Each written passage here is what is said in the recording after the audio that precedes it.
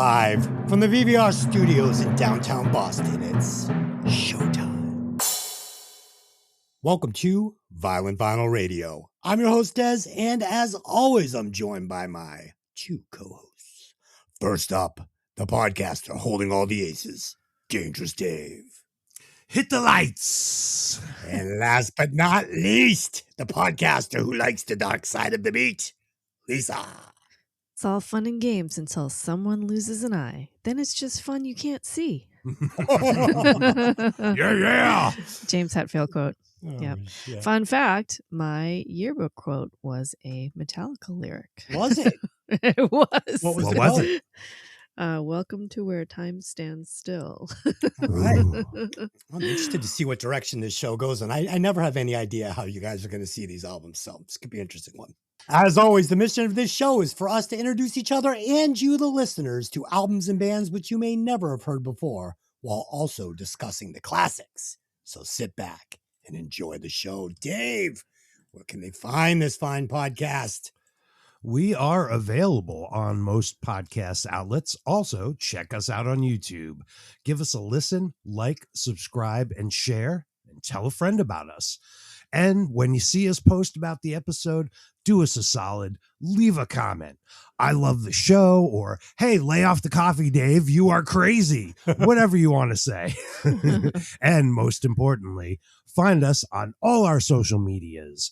We are on Instagram at VVR Podcast Insta, and we are on Facebook at Violent Vinyl Podcast.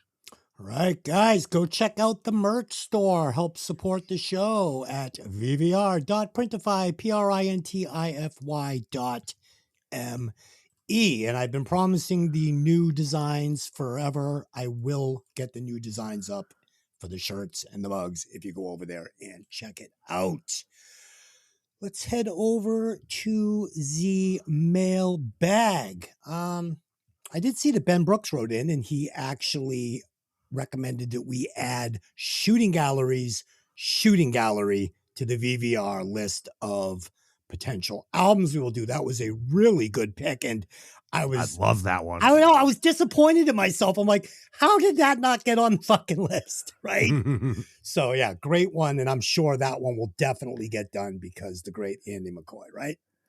I also went back and forth a little bit with last week's Melting Pot artist. And yeah, he said, Sabbath, all those bands were definitely bands that influenced him. And he was really happy with the segment that we did on his band, Good Guys. So that's what I got.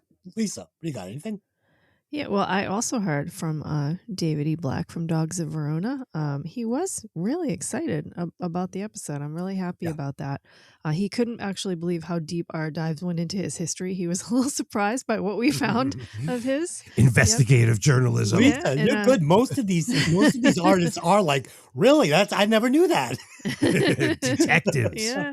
And he actually sent us some old recordings from his band Smack, since you had mentioned that you liked some of that. So I'll send that over to you. Really cool. Does that mean we're like Ford Fairlane rock and roll detectives? I know. Nice. Right? Oh, hey, it's a white strat, Yeah. We also heard from Eric, who loved our deep dive into Dogs of Verona. He's a fan of theirs.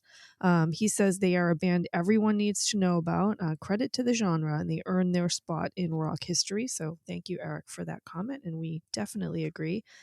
Dogs of Verona actually shared our podcast on their own pages, and a lot of their fans crossed over to us and followed. So hello to all of you new listeners. Hello. So, yeah. What did you get, Dave? We got a couple things. Big Instagram welcome aboard to Hyoge, Horse Fight USA. We played lots of shows with those guys years ago. Steve, Aaron, and Vinny. Moored Wolf featuring Carl, formerly of The Erotics from Albany, New York. Nice. Boss Lady Janae and Mike from Warthog. Can you imagine, Janae, my very best friend, has only just now followed us. Finally followed us on Instagram. Wow. And, we got to get the word out. What did you say, drummer from Warthog? Mike from Mike Warthog, Bella. singer. Oh, Mike Bella. Awesome. I hope you enjoyed the Ramones episode. Yeah. We got some good response to posting for Melting Pot song submissions. Thank you. Even though I screwed it up the first time and called it the Should They Have Made It because I was not awake yet. That's okay. Thanks especially to Reg Bluer and Rusty Crow for sharing songs. Look for those coming up soon in the Melting Pot. Oh, great name, Rusty Crow. Yeah. I like that. He's our drummer for Gypsy Freaks. Yeah, that's Really? Dave's drummer. His Yeah. real name is Russell Crowe. That's awesome. But It kind of reminds he me goes by Rusty. Kind of reminds me of Rusty James from Rumblefish. Yeah. That's cool. Big Facebook welcome aboard to Natalie, Scott, Swarm of Eyes, hello, Horatio, Dimitri, and David E. Black. And I reposted on our Facebook something Ricky Rackman said, amazingly timely to this episode. He said, quote, think about this. Many of us, myself included, like bands from 1986. Yo, right here. Metallica, Kill 'Em All, the album we're talking about today, is 43 years old. So many killer bands have been around for 40 years. Now, in 1986, if we listened to the biggest artist from 40 years ago, from back then, it would have been Bing Crosby and Perry Como, end quote. Nice. If you don't know who those guys are, Google them. They are great singers, but very far away from rock and roll music. Thank you, Ricky. Okay. So if you guys listen to the show, you know that I like Columbo and Monk, and I love that shit, right? So one of my bucket list activities is a possibility now. In all of my years, I have never been called to jury duty. I finally got the summons. And it's not just that. It's for New Bedford Superior Court. So I could get a murder trial. Nice. I've been Googling and watching YouTube videos how to get picked for jury duty when I go in for the thing. Like, I'm going in, I'm going to get on this jury. I'm going to be like Pauly Shore in that movie, Jury Duty. Or I can't wait. You can't handle the truth. He's guilty. I'm going to go fucking nuts in that fucking jury. I hope this thing goes on for I hope it's like OJ, like 8 months. I'm sequestered. Oh, House didn't fit. If it doesn't fit, you must have quit. Be amazing. But seriously, I hope I get for like at least a week, like a week-long trial. Oh, it'd be so awesome. I get called all the time for jury. Really? This is your first time being called. I get called every 3 years without fail. I have never been picked. Anyone want to guess why? Have you seen me? But yeah. But it's weird because I know someone whose son got picked and he didn't want to do it. So he went in dressed crazy, hair crazy, tattoos, and they picked him. Yeah. So you never know. I'm going to go in and just be like, yeah, I could see it from both sides. I really just have no I believe in the law. Yeah. I believe, so yeah, I'm looking to get on this fucking trial. Dude, look at this. This is like old man touch me hooker hair. Can you believe how big my hair is getting? It is big today. It's getting bigger by the second, huh? Yeah. All right, let's head over to the VVR Melting Pot. As you know, we are trying to share music from independent bands and songwriters. This week, we are featuring Swarm of Eyes.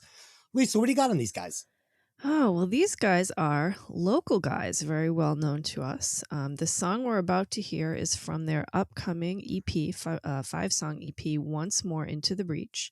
They actually partially funded this EP with a Kickstarter, which is pretty cool. Yeah. It is no longer active now, but you can still see it. So you can see how they did it. It was a pretty cool campaign. If you ponied up enough money, they were willing to record you a custom song that you could just give them an idea and they would create a song for you. Yeah, it was really cool. So cool campaign for that. These guys, each one of them have been kind of staples in the metal scene in New England for a very long time.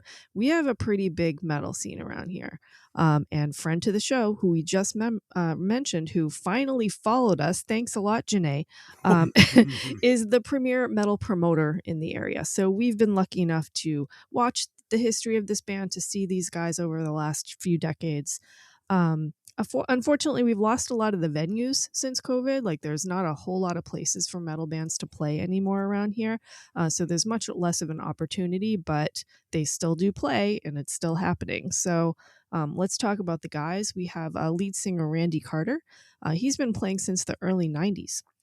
He was originally in a band called Despair, which is incredibly difficult to spell. It's not despair like you would think. It's D''Spayre. So look that one up.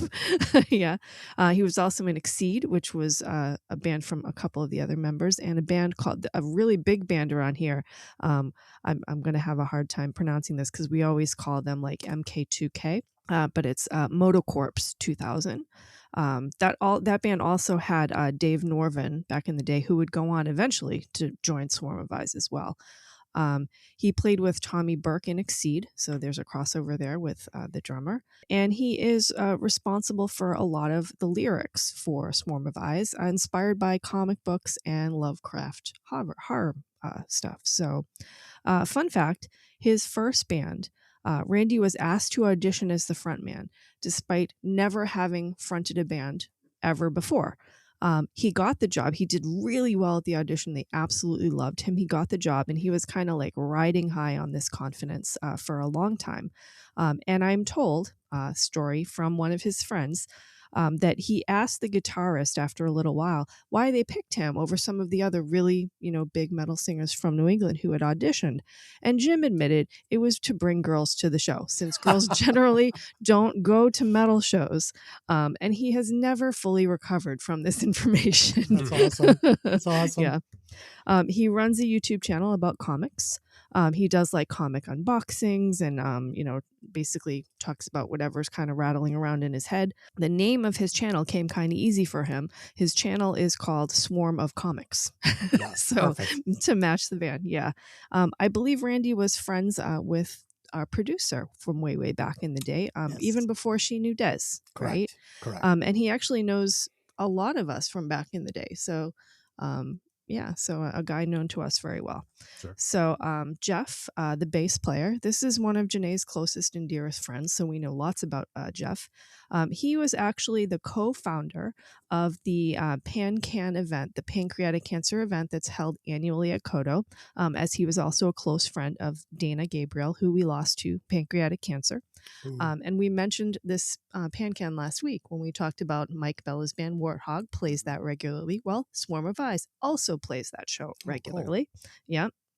Jeff has actually made some wonderful speeches about Dana that have made us cry. So thanks a lot for that, Jeff. You cried, Lisa? Come on. I know, right? Who would have thought? Yeah. Jeff didn't originally play bass. He actually picked up bass one day when a band needed one and just basically fell in love with it after that. That's how most bass players start. Is it really? Is that a normal thing? People don't normally just go for bass originally. How do you think I got so many gigs playing bass? Yeah, I guess that's true. Yeah. I don't know. I think Cliff Burton's little insert on this album might have sparked a few bass players it could as have. well. Yeah. He plays the finger picking style, which to me sounds very painful. Do you play with a pick when you play bass, Dave? I play with a pick. Yeah, that's what I thought. I also play with a bass. Yeah. So a lot of bass players don't consider that real bass playing, but I play with it.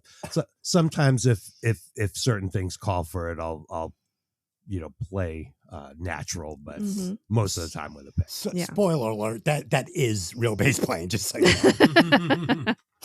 Yeah. So anyway, he's been playing bass for 26 years. He's also, Des, you'll be interested in this. He's a martial artist. He has a black belt in Brazilian Jiu-Jitsu. Oh, wow. Yep. Fucking Randy, we got to roll sometime. Yeah. No, that's Jeff, not Randy. Oh, that's Jeff. okay. He does, while he's playing bass, this is crazy. He does this super high kick. And when I say, I can't explain to you that it's almost like he's standing up doing a split. Oh yeah. I saw a picture last night. It's crazy. We're going to have to post the picture. It's absolutely acrobatic. I've never seen anything like it. He played in local metal bands Crumble, Love Weapon, and Executive Order. He's a dad and a proud meatball maker. And Dave, you would be happy to know that he's currently learning how to play the bagpipes. Lisa, my least favorite musical instrument. Yeah. Black belt and BJJ, not easy to obtain. Yeah, not easy very to difficult. obtain. Yeah. Yeah, and he's very dedicated to it. Yeah. So You have to be to get that far in it. yeah, and another of his hobbies is that he sharpens knives and swords. So be careful around Jeff. Yeah. Choke you out and stab you. Yeah. George O'Connor, he is a local writer and musician. And I say writer first because he's got this just incredible catalog of stuff, which we'll talk about in a minute. He's been playing for 35 years. He was in the bands Rogue, which was a local thrash band, 1206, which was a metal band, and Viper Rash. Great freaking name for a band. That's with our with one of our hosts over on Hey, did you ever see that movie? That is correct. That's yes. Tony's Tales of Terrors. That's correct. Yes, punk band. Yes. He's been writing comics and graphic novels for 15 years now. His comic line is called Homeless Comics, which you can find at homelesscomics.com. So definitely go check that out. He also has a comedy horror web series. Now, this is completed. It's a 20-episode series called 664, Neighbor of the Beast. Cool. So, yeah, it's really cool. It's about the suburban life of this couple who live next door to the devil. So, super funny. Yeah, Nice. It's really cool.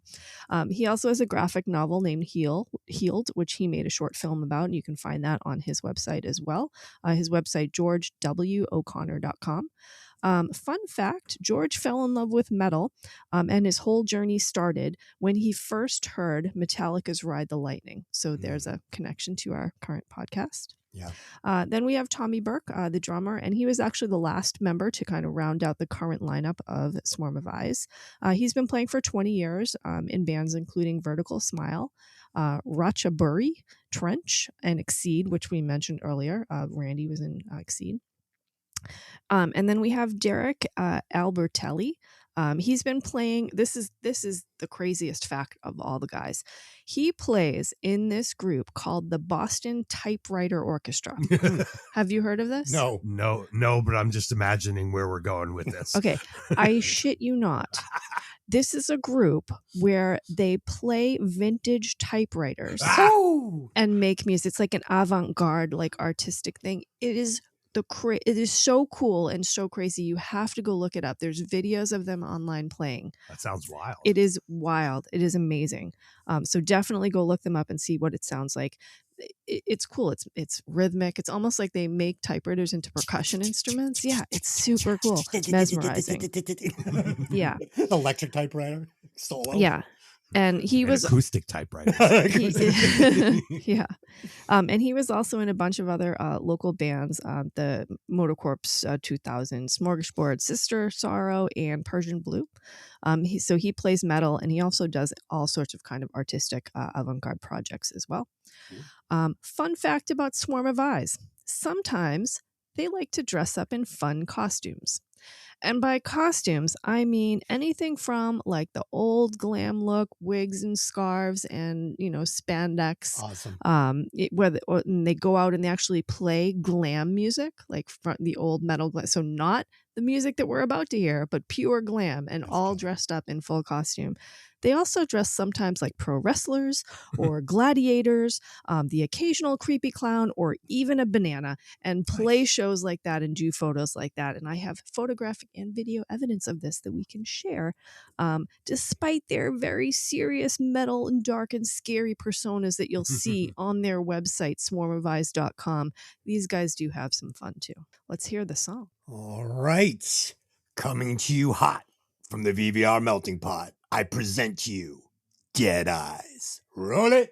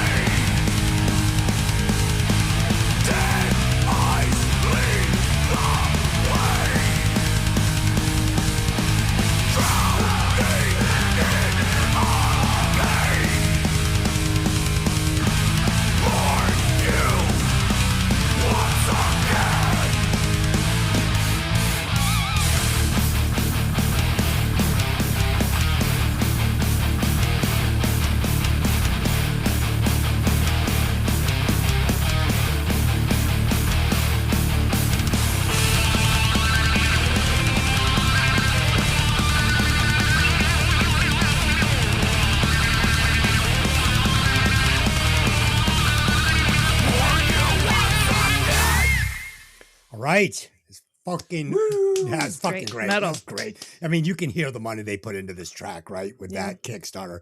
So this band for me was perfect for this Metallica episode. In fact, we had another band that was supposed to be on this episode, but I was like, we gotta get Swarm of on this Metallica episode. It was just perfect. When the track kicks in, it's giving me Megadeth vibes right away, right? But then Randy breaks in with these really deep, rich, dark vocals and lyrics that bring this track over the edge into something much heavier than Megadeth.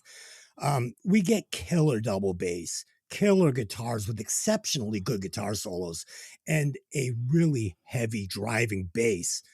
And it's real, even with the pick. It's fucking great. That's great. And then finally, like I said, the production on this track is super crisp, super pro. I was very impressed. Nice job, guys. And Randy and all these guys, they're into all the same shit I'm into. Comic books. I mean, I watch Randy's comic book thing on YouTube because I'm into comic books. It's great. He sits here, he's got all his graded books on the wall behind him. You know, I'm into martial arts. He is. So these guys are all just cool guys from around the Boston area. And, you know, like I said, he's friends with my wife. He's friends with a guy on, you know, our other podcast. So yeah, these are all super cool dudes. Go check them out. Lisa. So, I mean, I'm ready for metal now after hearing this song, Fuck right? yeah. Like right from the first note, we get the great double bass intro, great sound on the guitar. But when the vocals come in, like you said, you know exactly what we're ready for. It's that deep black metal like growl that just makes you ready for heavy music. We do get a higher register from the singer in the pre-chorus. I don't know if you noticed that. Really good. He's got quite a range there. Yeah. But he doesn't lose the growl even in the higher registers, which is triple cool. And this song is a perfect reason why metal needs two guitarists, because you need to carry that riff through and have someone who's doing kind of the fancy licks over the top. And they carry it off absolutely perfectly. Could not have a better metal hook in this song. I cannot be saved. I just so good. freaking love that. Great guitar solo. And in the second part of the guitar solo, the rhythm guitar actually like drops away and you're left with the solo guitar and some percussion in the back. And it just, you get like the cymbal bell, I guess is what it's called. Just like, it's so metal. It's so perfect. Wasn't overused at all. It's like the perfect amount of bell. And after the solo, we get some great gang vocals. Don't know if you noticed that. Perfectly mixed so that the lead singer's voice is still laying on top of the gang vocals. So he's separated from the rest of them. It's just like a perfect mix. Chef's kiss. Absolutely. Lisa, you know, what's great about this is, you know, black metal is not really my genre. I don't listen to it, right? But, and I think we do another one on here that was black metal, and the singer really went like full black metal. And for me, it just kind of made it hard to listen to. Randy is not doing that. Like it's black metal, but it's black metal done with a lot of melody. Thrash. It's thrash metal. But like you said, it's got melody. It's got lyrics I can understand. It's got like, it's dark, it's deep, but it's also a little rounded on the edges. Like you said, he's got some harmonies in there. He's got some high note. It really makes it palatable for someone that doesn't listen to black metal. Almost like if you wanted to dip your toe in the water. You know what I mean? So yeah, really cool. Yeah, I thought the song was super heavy, big, thick bass, good double kick drum. The choruses cut through great, nice vocal sound, brutal, sick riffs. I checked out the website, swarmofeyes.com, and they have a good looking website. They are on Facebook at Swarm of Eyes Band. Their description there is bone grinding metal that will make your ears bleed. Let's see. They got a couple shows coming up locally in the Boston area. March 28th, they're going to be playing at Ralph's Rock Diner in Worcester, Mass. That's a good spot. It's their EP release party for the current EP that's coming out. Dead Eyes is the first song off of that EP. It's called Once More Unto the Breach that we mentioned before. They're also playing April 29th at Jewel Nightclub in Manchester, New Hampshire, opening for the Mighty Thrash Legends Deceased. Nice. So yeah, good stuff. We're the previous show. I'm looking at your notes now. They're playing with Devlin Sidus, which is another friend to the show. Yeah. I've mixed them before. Yeah, Sean Devlin too. Yeah, Sean Devlin, They're great guy. still playing? Oh my God, yeah. Yeah. They did take a little hiatus, but they've been back for a bit now, and yeah, it's great to see these two together because the local metal That's so scene. weird. I haven't seen that guy Sean in he used to be Mm. around back in the day when I was down in Oh, yeah. Charlestown and stuff, and I haven't seen or talked to him in it's got to be 15 years. I'm super psyched to hear they're still doing it. They had the girl bass player. And Yes, they did. yeah, she's a friend of mine. She's yeah, wonderful. super cool, super cool. We got to get one of their songs on here. Yeah. About this band though, they didn't cut any corners on anything. Anything you see looks like proper. You know what I mean? Mm. Looks legit. And Dead Eyes, so Rob Zombie, so good, right? Mhm. All right, so there you go. Thanks for sending in your track. We appreciate it. And like we say, just if you know anybody with some music they want to share on here, send it in and we'll give them a listen. All right, tonight we will be discussing Kill 'Em All, the debut studio album by Metallica, produced by Paul Curcio, released on July 25th, 1983 on Megaforce Records. The album reached the number 120 spot on the US Billboard 200. The band's lineup was as follows. James Hetfield, rhythm guitar and vocals, Lars Ulrich, drums, Cliff Burton, bass, and Kirk Hammett on lead guitar. Let's do some facts on this. I actually have one this week. I know I usually don't throw my hat in this ring, but I watched the Metallica Making of Kill 'Em All documentary, whatever it was. And what I thought was really interesting here was Dave Mustaine had already written all the guitar parts, including all of the guitar solos for this album.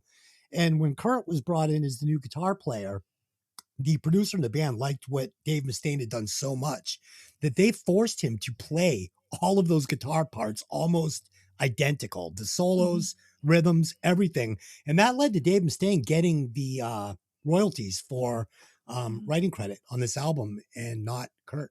So, which he is was fair, right? Yeah, no, it is fair. But I mean, he was able to sprinkle a little bit of his own flavor on these solos and stuff. But I mean, imagine that. This is really Dave Mustaine. So kind of cool to hear that, someone else's interpretation of, somebody else's guitar solos. You don't get that often. Right. Pretty neat. Dave, what do you got? So many facts. The band was formed in 1981 in LA by James and Lars. Metallica are thrash metal pioneers, regarded as one of the big four of thrash metal, the others being Megadeth, Anthrax, and Slayer. Yeah. The famous Metallica logo was designed by James Hetfield. Not many better logos ever No, than that logo. That's a good one. Yeah. Metalopolis, maybe? Yep. The band name came from Lars's friend, Ron Quintana, who was thinking of names for a fanzine and was considering either Metal Mania or Metallica.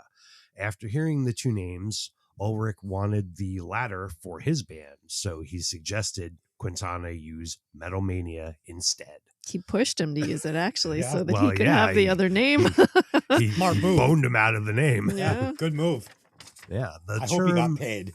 Right. The term thrash metal was coined in February 1984 by Kerrang journalist Malcolm Dome in reference to Anthrax's song Metal Thrashing Mad.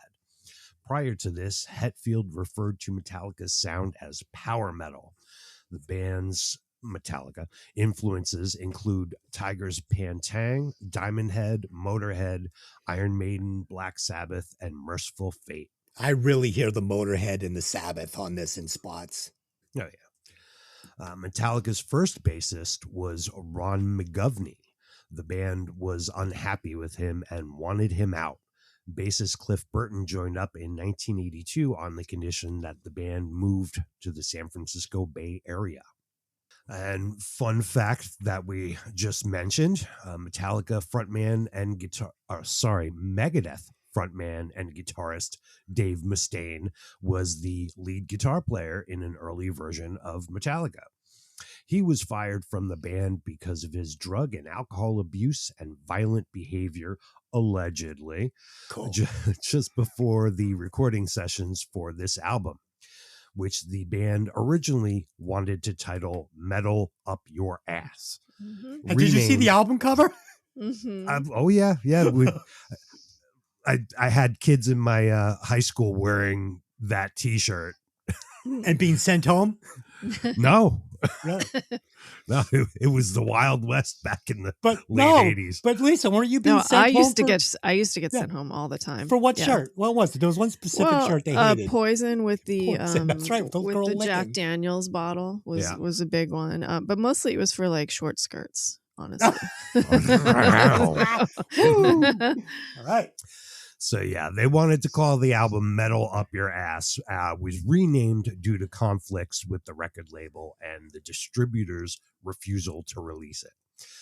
Despite their differences, Mustaine's contributions to the early years of Metallica were still acknowledged, and he received 4 co-writing credits on Kill 'Em All. What I heard as far as Kirk playing the parts was that the producer wanted Kirk to basically play Mustaine's parts note for note, and they sort of struck a compromise that, you know, Kirk would start out his solos with the rough outline of Dave Mustaine's guitar part, and then he'd sort of go off into outer space and do what he wanted to do. You know what's weird though, Dave? If you listen to this album and Kurt's playing in his solos, it's so much more aggressive and like frantic than it is on some of the other albums where he starts to like, I mean, he's better than what he's playing here is what I'm saying. But the style here is so much fucking raw and more aggressive. Oh, yeah. Guitarist Kirk Hammett, who was formerly in the band Exodus and a guitar student of Joe Satriani, reportedly joined the band, the same day that Dave Mustaine was fired. Kirk played live with Metallica for the first time about a week later. Nice. Yeah, Kill 'Em All was released on Megaforce Records. This was a New York-based independent record label founded in 1982 and still exists today. Sadly, the founders, married couple Marcia and Johnny Zazula, passed away in 2021 and 2022. He's more popularly known as Johnny Z. In November of 2022, Metallica played a special concert honoring them at the Hard Rock Hotel and Casino in Seminole, Florida. Other artists who have recorded for this label included Anthrax, Overkill, Merciful Fate, and Ace Frehley. Exodus, bonded by blood, right? I don't know. Maybe. Bonded by blood. Yeah, I'm pretty sure that's Exodus. Write it. Let me know. The album Kill 'Em All was recorded in May of 1983 at the Music America Studios in Rochester, New York. The album was remastered and reissued as an expanded box set in 2016. It was certified 4 times platinum by the Recording Industry Association of America, RIAA, in 2025 for shipping 4 million copies in the U.S. According to a Loudwire.com article, the production team was, quote, staff producer Paul Curcio, who had taken a couple stabs at that one, who had previously worked with the Doobie Brothers in 1971. And Chris, oh, geez, that's a hard name. Chris Babach. Yeah. Babach. Who had engineered the hard rock band The Rods. He was also on board. As Doobie Brothers seems like a weird crossover, doesn't it? Yeah. I think that guy Paul was like the staff guy at that studio. I am pretty proud of myself. Exodus, Bonded by Blood, their debut album. I used to actually, it's a little secret. I used to be into this kind of music quite heavily back in the day. I listened to, We all were. Yeah, I listened to all this stuff big time. Exodus was one of my brother's favorite bands, and I believe, Dave, we saw them recently, did we not? They Overkill. Oh, it was Overkill. It wasn't Exodus? with opening up for King Diamond. Yeah, but we did see. that was Overkill. I saw Exodus another time, I think, with Testament and Death Angel. Strangely, So I saw Overkill with LA Guns, which was kind of a weird matchup. that's really weird. Yeah. Similar to punk rock acts, Metallica promoted its material early on through a tape trading network. That is old-timey cassette tapes, kids, long time ago. And through independent music magazines such as Metal Forces in the UK and Metal Mania in the US. Metal Mania, there it is. Yeah. They would encourage their fans to just copy the tape, pass it on, word of mouth, give it out to your friends. Ironic based on what we're going to learn about them shortly. Yeah. Finally, 3 out of 4 of Metallica's classic lineup are still performing in the band today. Bassist Cliff Burton played on the first 3 Metallica albums, the good ones, saying. Yep. He tragically died at age 24 when the band's tour bus crashed on September 27th, 1986. You know, wait, Dave, you know what's weird? I think this is probably a phenomenon for a lot of people. I had remembered him dying much earlier in Metallica's, yeah, I thought it was it's one of those album. Mandela effect things because I thought it was earlier too. Yeah, when I started doing my research, I'm like, what? He played on 3 albums? Get the fuck out of here. I thought it was just the first one, maybe the first 2. Sorry, Dave. Yeah, no, that's okay. He played on Kill 'Em All and Ride the Lightning and Master of Puppets. You know how I do. I'm a bull in the China shop. Fuck this podcast. But yeah, September 27th, 1986, that was my 12th birthday. And that's a pretty rotten birthday present for the great Cliff Burton to die on that day. In the crash, Cliff was ejected from the bus window and was crushed by the vehicle.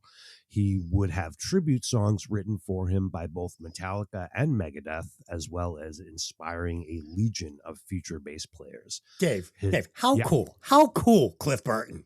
I mean, did you watch some of the old live stuff preparing for this? I've seen it before. Oh, like you get the impression that he was like the coolest guy in the band. Like they all looked up to Cliff. Like he had that like Lemmy aura, like that extra cool fucking Cliff Burton. It's funny that you said that because we're going to talk in a minute about exactly how right you are. Oh, all praise Cliff Burton. Keep going, Dave. I'm on fire today. Cliff's surviving parents used his posthumous royalty payments to fund a music scholarship at Cliff's former high school. I thought that was really nice. That is cool. His ashes were scattered at Maxwell Ranch in California, and a memorial stone was placed in 2006 near the site of the bus accident in, Lisa, you're going to have to help me out with this, Dorarp? Dorarp, I think. Dorarp? I'm not entirely sure. Dorarp, Sweden. Yeah. Should have been Lawrence, just saying. Didn't he swap bunks with somebody that night? He did. Yeah, we'll talk about that. It's a horrible, horrible story. So if you have it, we won't blow the surprise. Horrible story. Yeah. What do you got? So let's go back to Dave Mustaine for a minute, because as recently as Dave Mustaine. Oh my God, do an impression of Dave Mustaine. Yeah, I'm Dave Mustaine. Watch him become a god. Oh, I love that song. Symphony of Destruction is so good. Okay. So as recently as 2025, Dave Mustaine is still talking about his dismissal from Metallica. Get over it, guy. It's a lot. 40 years ago. Yep, he has leveled fresh accusations at Metallica, saying that his former outfit used a number of his songs and riffs and didn't credit him, despite the fact that he was credited on 6 songs: Jump in the Fire, Four Horsemen, Phantom Lord, Metal Militia, Ride the Lightning, and Call of Cthulhu. But he claims he wrote more than that. I have to believe that he did, because, I mean, if that's the Metallica sound and it carried right through to the end, then they learned a lot from Dave Mustaine. Yeah. He called his firing, this is in 2025, a grotesque lack of character, and told them they could not use his playing, but they still did. He claims all the solos in the album were him and Kirk struggled to copy them at all. Really? Yeah. Despite this, over the years, the two bands have worked together quite well, as a matter of fact. Even like Megadeth performing with Metallica on their 30th anniversary tour. So is it just for, clicks or what is it? Playing nice, Yeah, I don't know. being professionals. Yeah. He continued to write them great hit songs behind the scenes. Maybe. I mean, like, will we ever know? Is this another one of those conspiracies? Possibly. Holy shit. He needs to get on the ball and start writing them some more new songs. Yeah. He's writing some Megadeth songs that sell millions of albums. Yeah. Lots of controversy with this band. Over the past few years, it's been reported or alleged that the videos on Metallica's official YouTube channel, even some of the older ones, have been doctored by AI to fix the mistakes, particularly the dragging drum parts. Fans have created videos comparing their live show recordings with the studio recordings and the Metallica live videos, and you can see that the audio has been replaced. I personally like to see the live versions when they make mistakes. I think it makes it more human myself, but I guess they want perfection or whatever. In the later 80s, when GNR was running the scene, right, and this is, past Metallica's best albums, right, Lars and Axl had actually butted heads pretty hard. They both wanted to be the biggest band in the world and had a big conflict. So they got together and decided to have a tour, thinking it was going to be the biggest tour ever. But the younger band, Guns N' Roses, caused a lot of major issues.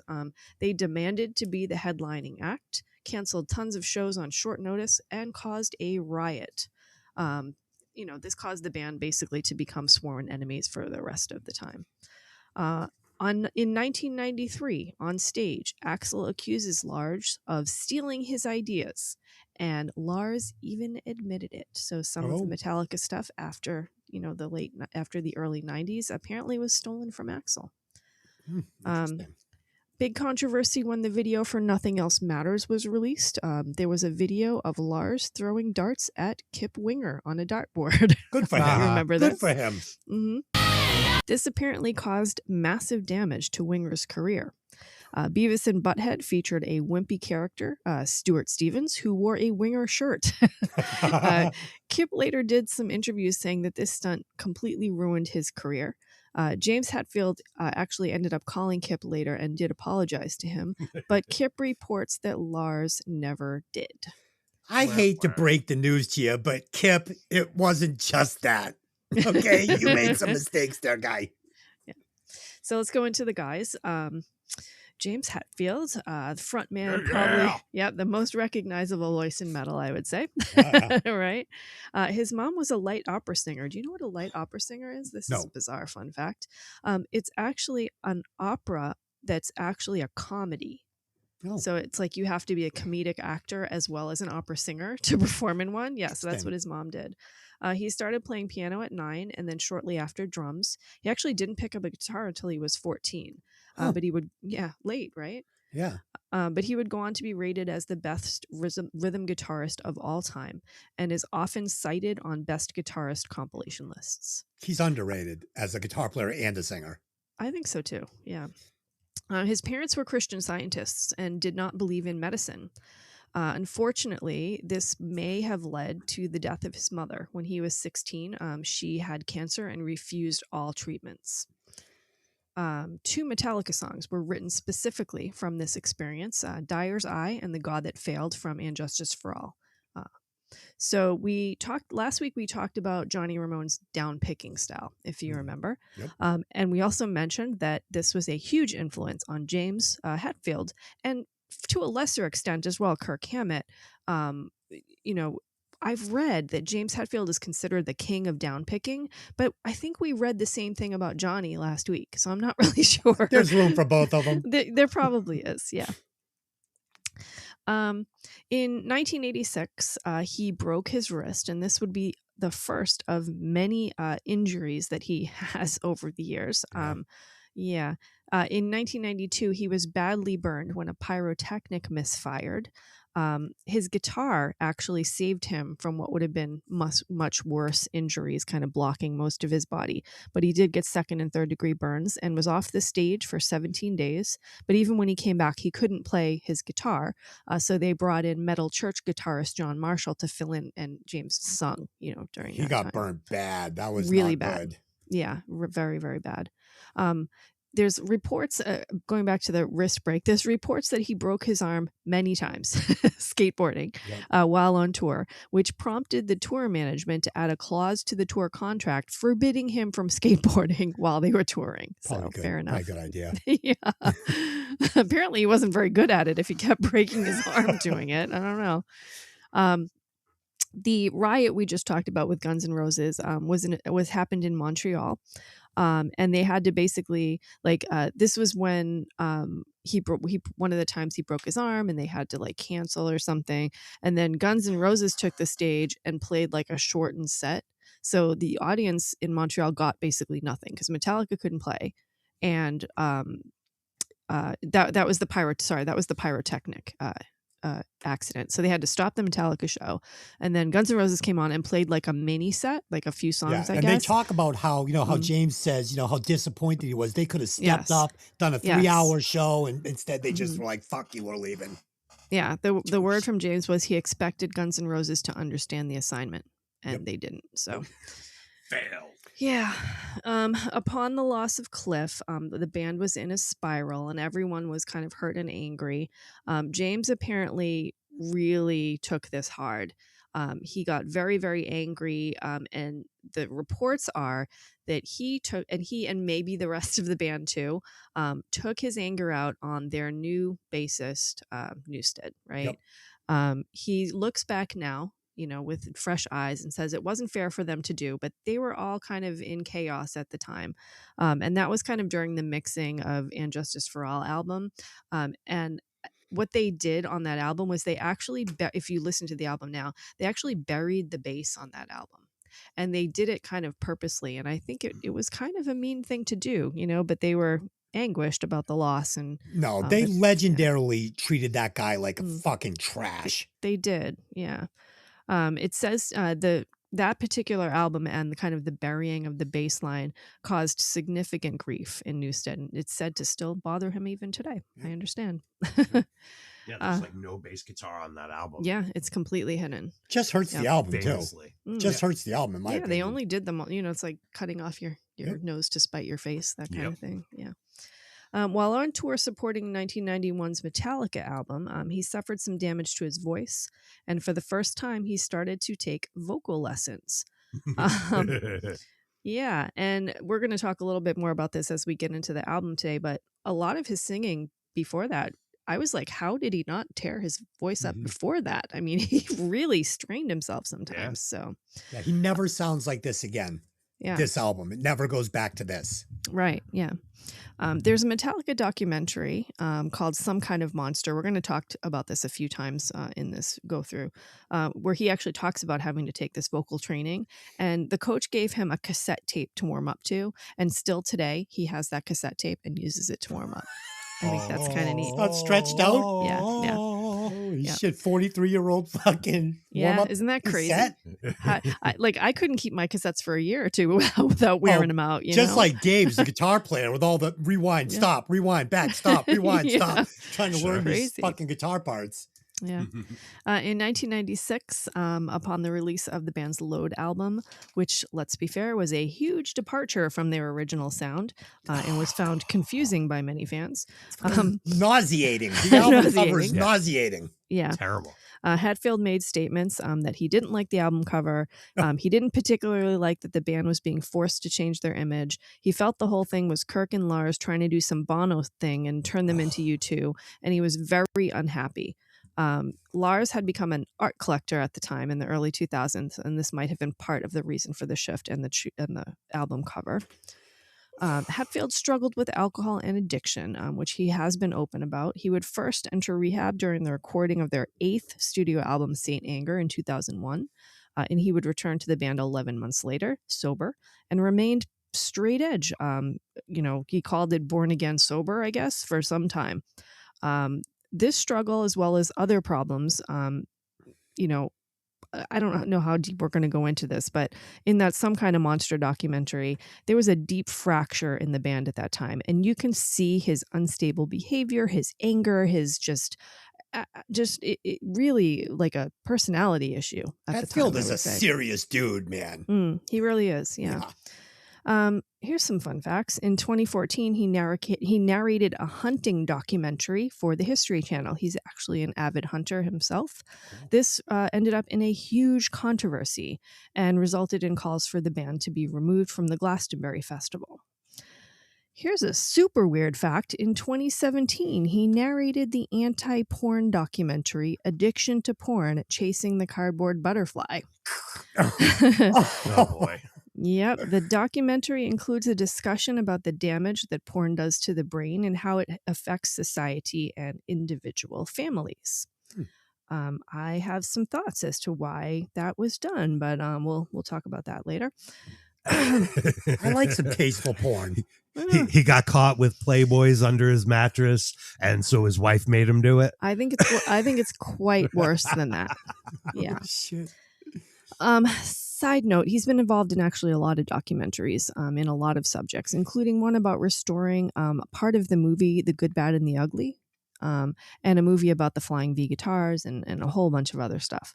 But this one in 2017, the porn one, seems like a strange fit compared to all It the really other does. ones. I'm not a fan of the Flying V. Dave, you a fan of the Flying V? I love Flying V. Very hard guitar to play, though. If you're sitting down in a chair, yeah, but playing standing up on stage, they look badass. They do look good, but you never can sit down and play one. Did James Hetfield ever do any voiceover for a documentary about the Wizard of Oz? And more specifically about the Cowardly Lion? Maybe. He looks like him. He sure does. It has been said that Hetfield was the lead guy in recruiting Ozzy's bassist, Robert Trujillo, right? Trujillo. Who was previously in a band that I really enjoy, Suicidal Tendencies. Yep. After Jason Newsted had resigned, ironically, Ozzy would recruit Newsted right after. So they basically just traded bass players, which I think is funny. They paid Trujillo $1 million sign-on fee. How about that? You ever get $1 million sign-on fee for joining a band? No? Sounds good. I wish. I'd join any band for $1 million. I just joined BMI. I signed up finally for BMI so I can start trying to shop my songs around. Nice. Oh, nice. Welcome to the club. Yeah. Anybody will give me. I'm on there too. Oh, cool. Yeah. I mean, Charlie fucking was like, you got to get on BMI. He's trying to shop a song that we did together that I'm hoping HBO will pick up. That would be fucking amazing, but I don't know. I don't know. We'll see.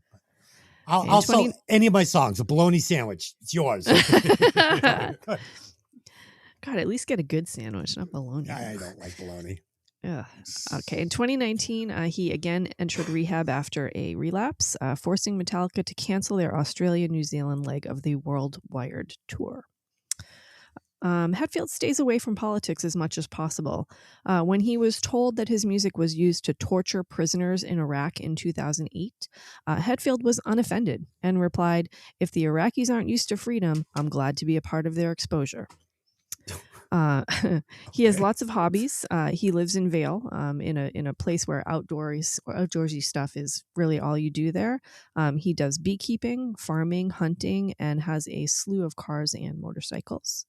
There's a couple of reports of him calling fans who were affected by his music, such as a woman who claims he saved her life when she used Metallica music to scare off an attacking cougar in 2019. And a woman received a call from him after giving birth at a Metallica concert in Brazil in 2022. Cutting it close, huh? Well, she had purchased her tickets 3 years prior, so I don't think she knew that she was going to be pregnant at the time. She simply decided she wasn't going to miss the show. The night of the she show. Didn't. Yeah. Fucking like, no. Yeah. He was married to Francesca Tomasi. Thomasy in 1997, and they split in 2022. He credits her in many interviews with basically centering him, reporting that, remember, they married in 1997, so reporting that before that he was aggressive and had severe anger issues. And seeing her embarrassed by his public outbursts is what helped him get himself under control. So good for her. They had 3 kids. His son Castor plays drums in the band Bastardane. Just this past week, Hatfield proposed to his girlfriend, now fiance, Adriana Gillett, underwater while swimming with whale sharks. She posted the photo on her Instagram of her accepting with a thumbs up. How old is she? 23. She's not, no, she wasn't young. She's like, I would say our age. Oh, yeah. good. So I mean, younger than him, but like totally appropriate. She Okay. seems really cool. I don't know. I hate when these guys Well, that's marry good. like fucking kids. It's Yeah, fucking no, weird. nothing like that. She seems really cool, actually. So, he has a reputation for not being friendly to his fans and actively avoiding photos with fans. Some have called him cold or rude, and others have said it's okay to not be someone else's clickbait. But it seems like that this happened even before the internet. He has also shared that he has done some awful things. He's very cryptic about what those things are, and he has admitted to cheating on his wife repeatedly while on the road.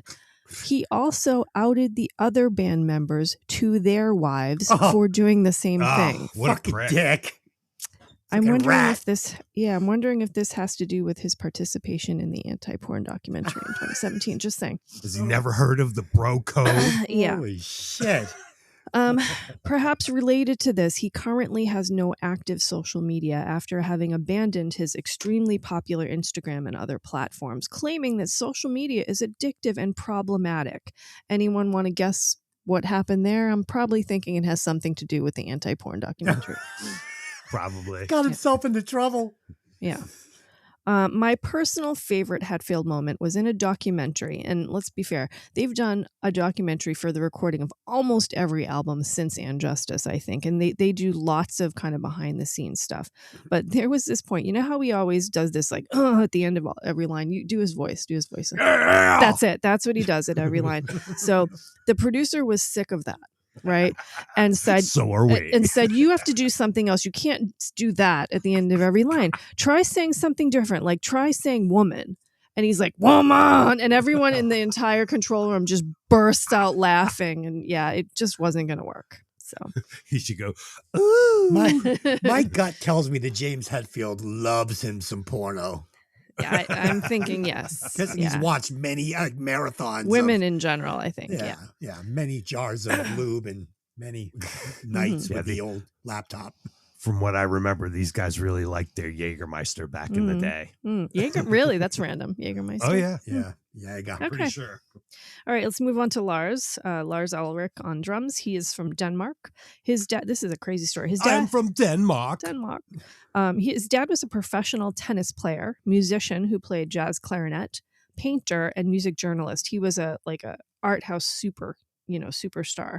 His grandfather was also a tennis player and, in fact, an Olympian. His grandfather tried to escape the Nazis by being smuggled to Sweden. He had ties with the King of Sweden because it was like his tennis partner or something like that. But he was captured after the boat was shot at, and he jumped off the ship and was pulled out of the water by the Nazi ship. Crazy. And then he was able to later escape and make it all the way to Sweden. They would return to Denmark after the war. Nice. So I don't think Hell of an Lars. adventure. I don't think Lars could have done very well as a tennis player with those little legs. He looks a little short for tennis. well, he actually trained to be one, and he actually switched at around the age of 12 or 13. He had intended to be a professional tennis player like his dad and his granddad, but when he found music, what happened was his father had ties to the local stadium because his father played tennis at the local stadium and scored him tickets to a Deep Purple concert and kind of derailed his entire tennis career because he was then like, okay, I know this is what I want to do. And when he saw apparently a Y&T concert in 1981, that was when he officially departed tennis and became a It was musician. a good life choice for Yeah, Lars. I think so. Yeah. So that was when he placed the local ad and found James Hetfield in the, because we all found each other in local ads back then. And he was only 18 at the time when they formed Metallica. So youngster. His early time in Metallica would see him become a thrash drum inspiration to countless musicians. I don't know where things went sideways, but in the beginning, he was one of the big four, right? Yep. So, yeah, and things changed over time. One of the things that he's most known for happened in the early days of the internet. He took a stand against streaming site Napster. We all remember Napster, right? Yeah. So Napster, for all of you youngsters out there, in the beginning of the internet, we had these services called proprietary peer-to-peer file sharing services. So basically what it was there was a central database of kind of index names of files, and that database would connect to your own personal computer in your house, and you would be able to share your files with anyone else connected to the network. Their legal backbone to this was like, well, people copy tapes and give them to each other. This is just someone who's bought some music and is sharing it with their friend. Their friend just happens to be across the world, but that was kind of the legal backbone, behind these peer-to-peer networks. Lars didn't like this because it meant that he was no longer making his millions anymore. Napster, let's be clear, I don't know why he specifically went after Napster, because Napster was not the first one to do this, right? We had Usenet, we had IRC, there was, I think, even a couple others. LimeWire. Well, I think LimeWire was after Napster, but probably, but I think Napster was like the biggest, most visible face of file sharing. Yeah, I also think that maybe it was Napster because as far as I can see, some of Metallica's music and actually some other artists was released on Napster before it was officially released on album form. Radio stations actually found Metallica's music on Napster before the release of their albums and started playing it on the radio. And that's when he filed a suit along with some other artists, basically Dr. Dre, Madonna, even A&M Records, and the RIAA. All of them filed a lawsuit against Napster. Initially, Napster's first action was to ban 300,000 users from their platform that had shared Metallica's music specifically, leaving everybody else active on the platform, right? This caused an outrage among fans, and he was attacked royally for being a greedy millionaire musician. Even Dave Grohl had a statement about Lars fighting about pennies and potentially causing the average person to kind of pay for what you would hear on the radio. And it was like Dave Grohl basically said "fuck you" to him in an interview. So ultimately, Napster did lose. They lost the lawsuits. They were forced to settle. This was kind of a controversy because I think these big rich artists like Madonna and Dr. Dre and Metallica really benefited from this because Napster at the time shut down, right? But what did that do to the smaller artists whose window to people really was sites like Napster and LimeWire, right? It hurt them. Yeah, because none of the stuff that we have today existed. There was no YouTube where you could instantly put your music up on, or DistroKid or Reverb Nation or any of that kind of stuff. None of that existed yet. Yeah, that was how grassroots got going. You'd hear a band like Dogs D'Amour or something. Yeah. And ironic that they started out their career encouraging the tape trading and passing it around in word of mouth, and then all of a sudden a couple of years later that they're gonna we don't want you to do that anymore. Yeah, because they made their success. Why should anyone else have it? But you got to bring yourself back to that time, because it's a double-edged sword. I get it on both sides. Like, sure, it's great being able to share music with someone on the other side of the world. You've bought the CD, sure, why not? But at the same time, before all this had happened, you got to remember, like, we were waiting for the album to drop. And when it dropped, if you wanted to hear it, you had to go buy it.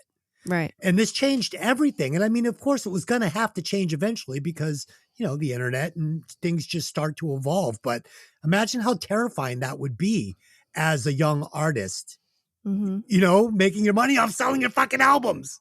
Yeah. So I get it both ways, but he's a pussy. Yeah. Well, Napster didn't die forever. It was repackaged and resold and has gone through many, many hands since this happened in 2001. It eventually rebranded itself as another streaming service, but it never really caught traction again. It did shut down permanently in 2025. Napster and services like it are said to have led to the streaming platforms that we know today, like Spotify, SoundCloud, Mixcloud, and kind of Pandora.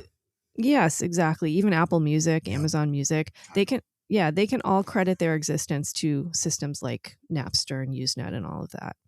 Lars has really never stopped talking about online music and how it has killed the music industry. In other words, how artists aren't able to be millionaires anymore with their work.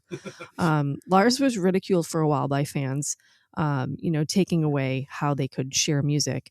That hasn't ended. Has he been vindicated though, or not? Like, they're really you aren't really a millionaire anymore when you make music. You become viral, you have your song. There's no really concept of albums anymore, right? You put out your single, you have your minute, and you get big on TikTok, and like that's it. It's right? so weird, Lisa. It's Yeah. changed so much. We're back to singles. Yeah, we're back to singles. Yeah. If that. If Not that. like blips of singles, like a portion of a song, not even a whole song. Because nobody has an attention span anymore. So like, I just want to hear the first 10 seconds. That's great. What's the next one? Swipe. Lars hates to talk about Napster nowadays. He said every interview he does he's bombarded by questions, and he feels like this was barely a blip in his past. So, yeah. In 2002, he started a record label with Metallica's financial guy, Tim Duffy, and it failed and closed in 2002 later that year. Because no one's buying any records. Bad at that same year. Yeah.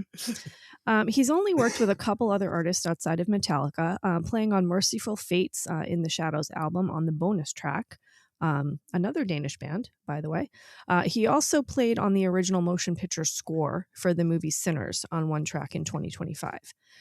Now his drumming. While back in the day he was a youngster, he was a trailblazer, he has since, I would say since the 90s, simplified his style. I guess I would say that. And he's been panned by critics and fans. His live performances have been lacking, and he's been criticized deeply for not being able to play what he used to in his younger years. Dude, give the guy a break, man. That's a young man style of drumming right there. It is. Yeah, right. Lars sucks. Not always, though, Dave. Yeah. It is said that Dave Lombardo of Slayer, one of the big four, also of Mr. Bungle, by the way, love that band, and the Misfits, offered to give Lars drum lessons in 2004 based on the fans' backlash. Dave has been one of Lars's biggest supporters, actually saying that he has his own unique style. He has been blamed alongside of Hetfield with the departure of Jason Newsted from the band due to his abrasive nature. Both of them not letting Jason contribute creatively to the band, and them not letting him participate in outside projects like his band Echo Brain. A discussion which sparked a vicious argument between Lars and Newsted, and is said to be kind of the final straw that had Jason walking out the door. Jason has, however, the nice guy that he is, stood up for Lars against critics and reporters, even against private attacks on Lars's ability to play. Yo, he's a fucking good drummer. Come on. You can tell me Lars Ulrich sucks on drums. Give me a break. Yep. No. This fucking guy can play. In the documentary movie Some Kind of Monster, it really highlights Lars's condescending and abrasive personality. You can see it for yourself, how he allowed himself to be filmed saying horrible things. I have no idea. The camera's in the room, dude. Like, right? People are going to see this. It was reported by Scott Ian that in the mid 80s, Kirk Hammett and James Hetfield decided to get rid of Lars after their huge European tour for Master of Puppets. But the loss of Cliff Burton changed their plans. They didn't think that the band could survive losing two core members, and the name was owned by Lars also. So they ended up keeping him. He's going nowhere, because without that name, you got nothing. Yeah. Hey, he's had some side projects. He's actually helped Americans get access to healthcare with his work through the Haight-Ashbury Free Clinic of San Francisco. I've been there. Have you? Yeah, I got when I that's was cool. living there, I got toe jam real bad on my right foot. Nice. And my girlfriend at the time was like, "You have to go get that looked at." It was like between my pinky toe and the toe next to it, like turned green. She's like, "You gotta go get that looked at." So I went in. The guy was like, "Oh shit!" So he like took a little razor knife and he like cut the piece of cheese out. And he fucking gave me some antibiotics, and the rest is history. Wow. So see that Lars Ulrich saved your toe. He saved my toe. Thanks, Lars. Yeah. He acted in a movie called Hemingway and Gellhorn on HBO and has done tons of cameos of voice acting as himself and as characters. He was in a documentary made about a man in England who had Fragile X syndrome and was on a quest to meet Lars as his hero. He also appeared in Spinal Tap 2, The End Continues in 2025. In 2016, Lars inducted his favorite band, who he campaigned to get into the Rock and Roll Hall of Fame, Deep Purple. Nice. In the irony of all ironies, Lars hosts a show on Apple Music where he interviews musicians like Joan Jett, Dave Grohl, and Jerry Campbell. Didn't he just, say that streaming music is terrible and now he's doing a podcast on Apple Music? I don't know. He married his wife, Debbie, in 1988, divorced in 1990. His second wife, Skylar, from 97 to 2004. He has a child with former girlfriend, Nielsen, from Denmark. She appeared in movies such as Gladiator 1 and 2, 1 Hour Photo, which I love that movie, by the way, Mission to Mars, and one of my favorite movies of all time, Nymphomaniac, from director Lars von Trier, my favorite director of all time. He married his wife, Jessica, a Calvin Klein model, in 2015. His two sons are in a band. Their names are Miles and Lane, and their band is called Taipei Houston. They had their debut album in 2022. Lars has openly discussed his drug problems with cocaine and claims that Noel Gallagher was the person who helped him get clean in the early 2000s. Here's a random crossover for you. Loved cocaine in the day. I just loved it. It's just so good. Drugs are bad. You shouldn't do drugs. If you do them, you're bad. Because drugs are bad, okay? It's a bad thing to do drugs, so don't be bad. He collects fine art and owns a big collection of very pricey pieces. He had a Basquiat. He bought it for $5 million and sold it through Christie's auction for $15 million. Wow, nice investment. Yeah, fine art is great for money laundering if you're rich. I've heard that. Yeah. Bank account.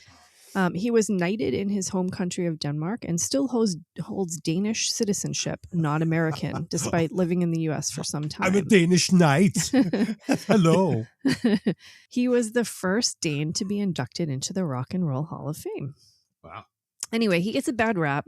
I'm not sure that it's entirely justified. I've seen him give interviews and have heard fans talking about interactions with him that have been very positive.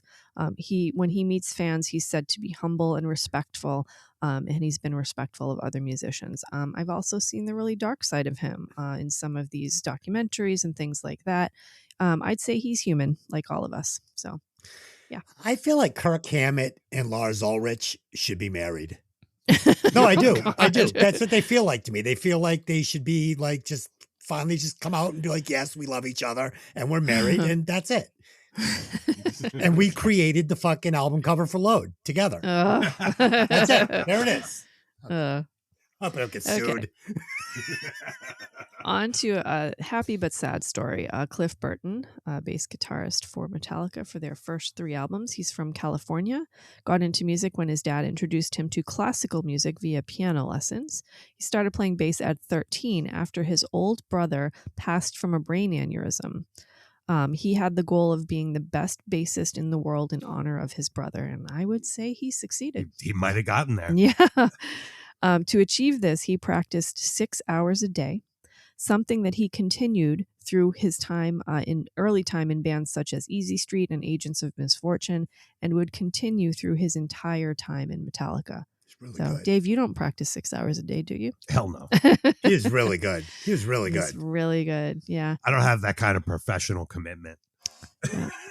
He's also a very smart guy. He is said when he was in 3rd grade to have tested with an 11th grade reading comprehension level, and preferred practicing music or reading to being outside and running around with his friends.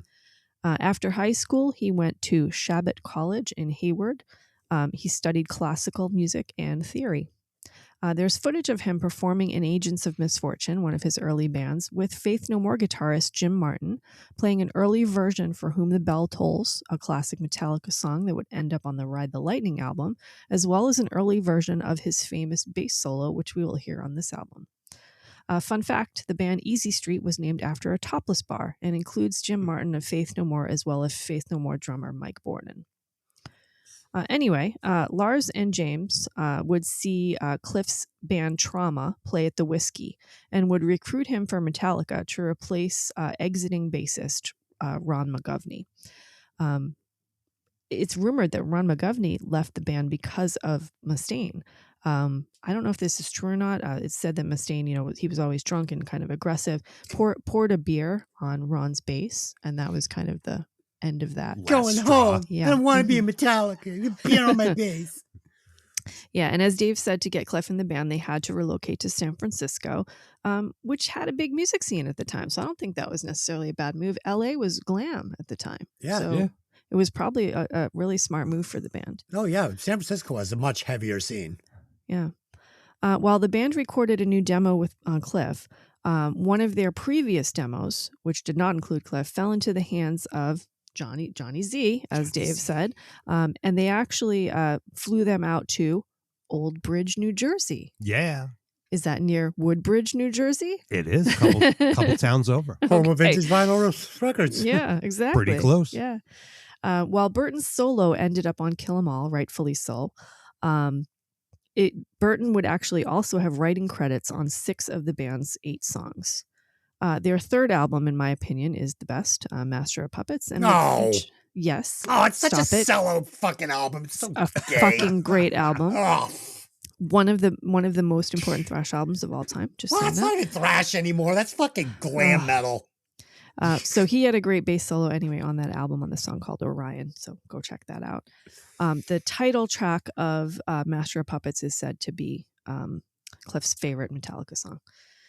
Burton's final performance was in Stockholm, Sweden at the Sonnahalen Arena in September 26, 1986, one day before his death.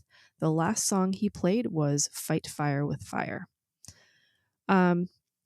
Tragic story of his death. So there's a couple of different stories of how it went. Kirk Hammett claims that they drew cards and Burton drew the ace of spades. And Lars, Ace of Spades. Yeah, that sounded a Lars little made up. Lars claims they drew straws and Burton drew the long straw. And Burton got to choose what bunk he was going to sleep in, and he took Kirk Hammett's bunk. And Kirk Hammett reluctantly decided to sleep up front in the bus, not even in the bunk area that night. And that may have been what saved his life. I wish Kirk Hammett had been in that fucking bunk. Oh, that's mean. Well, no, I mean, listen, one of them has to die. I'm just choosing. Yeah. Lars. Yeah, Lars. Fine, Yeah. Why Hammett? Come on. Okay, yeah, well, either one. Yeah. So on Dave's 12th birthday, the bus skidded off the road 12 miles north of Ljungby and flipped onto the grass. He was thrown through the window of the bunk. And of course, the bunks don't have restraints. The bus actually came down on top of him and he was crushed. That sucks. The driver claimed that he hit ice. Hetfield thought the driver was drunk.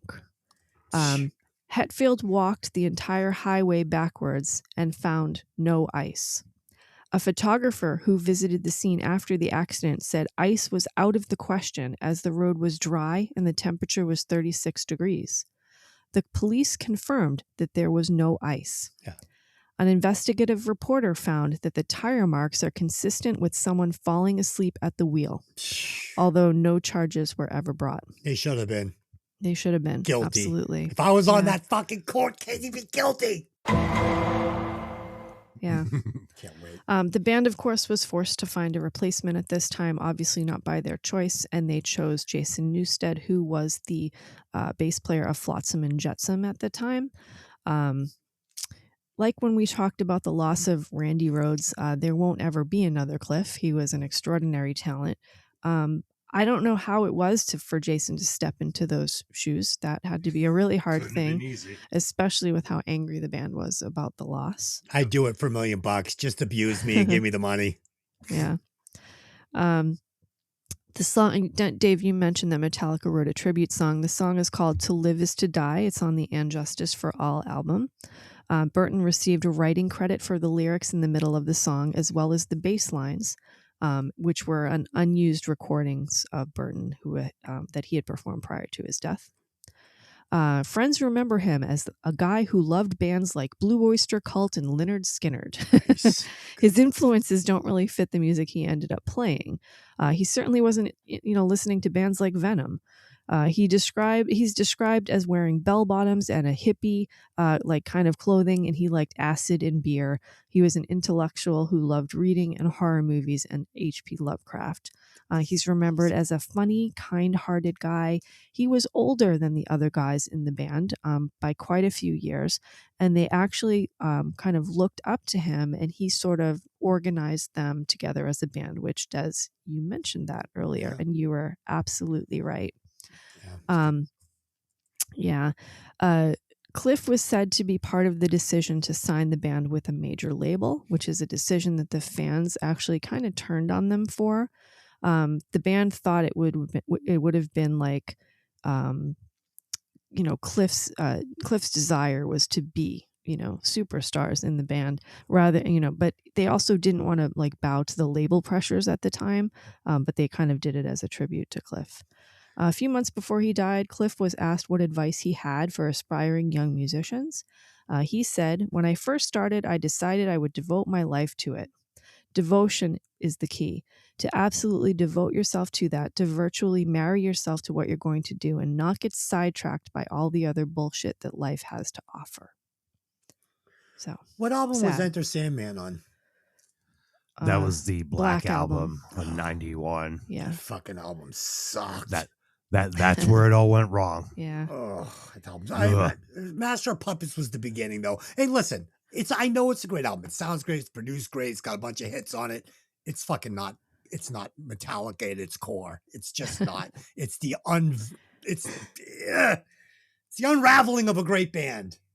Okay, on to Kirk Hammett, lead guitarist for Metallica. He's from California and is childhood friends with Les Claypool from Primus, who he went to school with, and they remain lifelong friends.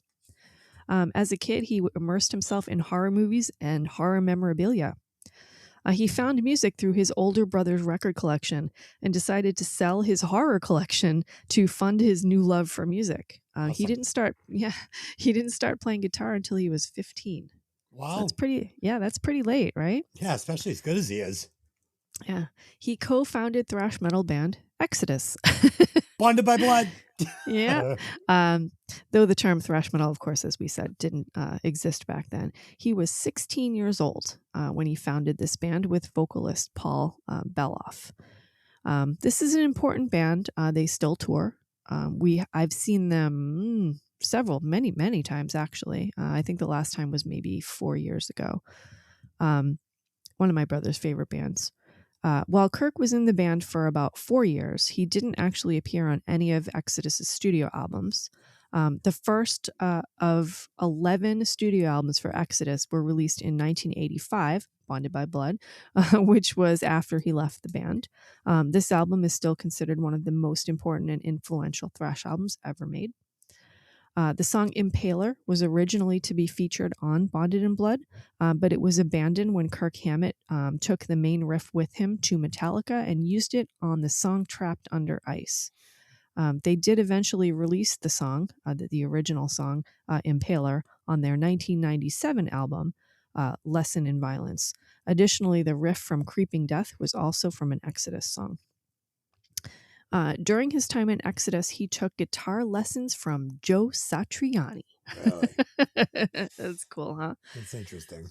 When Dave Mustaine was fired from Metallica during the recording of Kill 'Em All, they called in Kirk. He flew out to New York to audition. He played Seek and Destroy with the band, and they basically hired him on the spot. From the second album onward, he wrote most of the riffs for the songs, including Enter Sandman, which is considered one of their most commercially successful songs. I fucking hate that song. Yeah, I don't like it either, but to be fair, it is their highest selling song. What does that say about metal? Yeah. Kirk obviously was the one who could have been in the bunk where Cliff was during the accident. He shares publicly he thought it could have easily been with him, and that thought has never left him since that day. Him and Lars cuddling in that bunk. Oh, yuck. The bus goes over and they both go out in each other's arms. After the Black Album wrapped recording, Kirk would actually go back to school. He went to college to study film and Asian arts. He claims that during this time, he went through a lot of changes. If you remember, the music was also greatly changing at this time with the death of glam, the rise of grunge. Kirk found blues at this time, and that's said to be the driving factors in the massive style change between Metallica's earlier work and the stuff after the Black Album. Just a side note, this also included the aesthetic change with the band suddenly wearing makeup and drag outfits in an almost industrial post-punk look. Yep. He does say in several interviews that he felt that they went too far.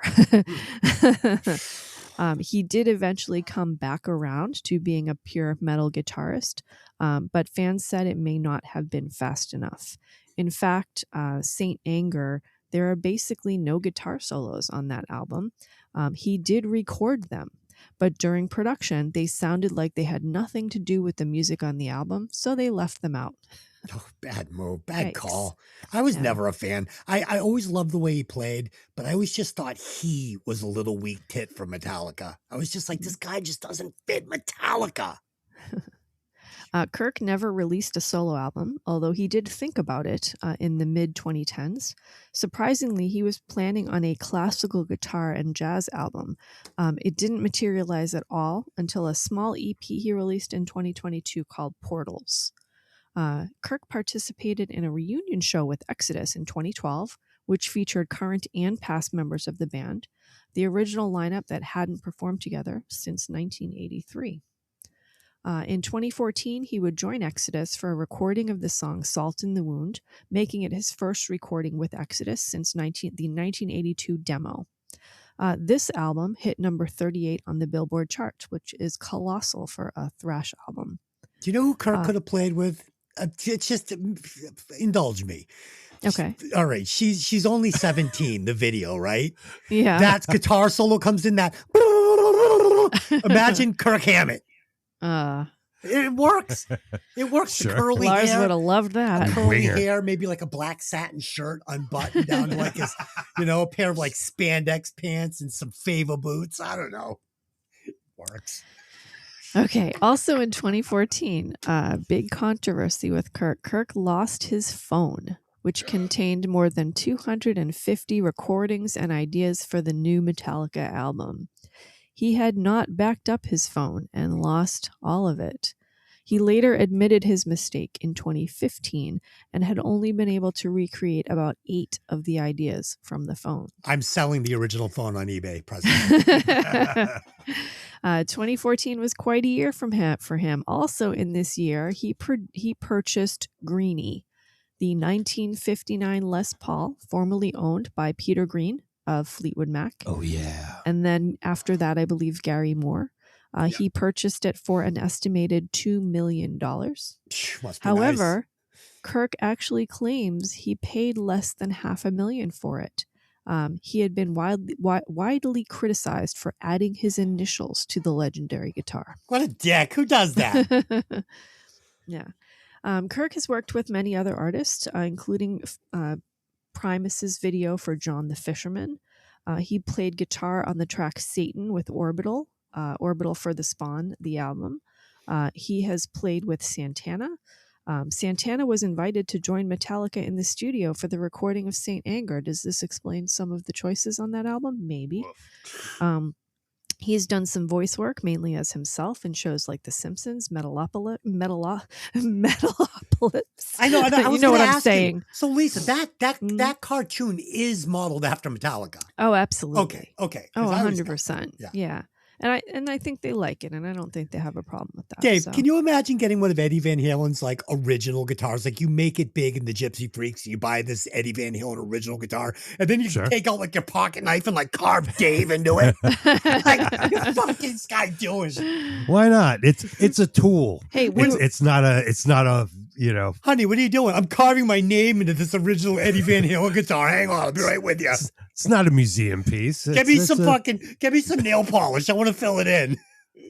Funny story. We were watching YouTube videos yesterday, and there was a video, David Lee Roth playing that gorgeous, sparkling silver guitar. Yeah. Yep. And I said to Dave, why don't you have a guitar like that? And he's like, that guitar says Diamond Dave.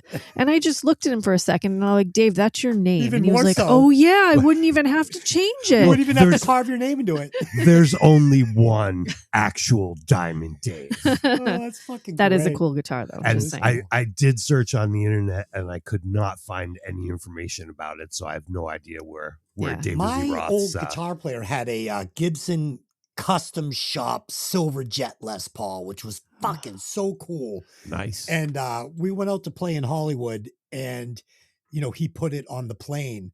And when we got to Hollywood, the fucking head snapped right off. Oh, Yeah. bastards. He got it fixed.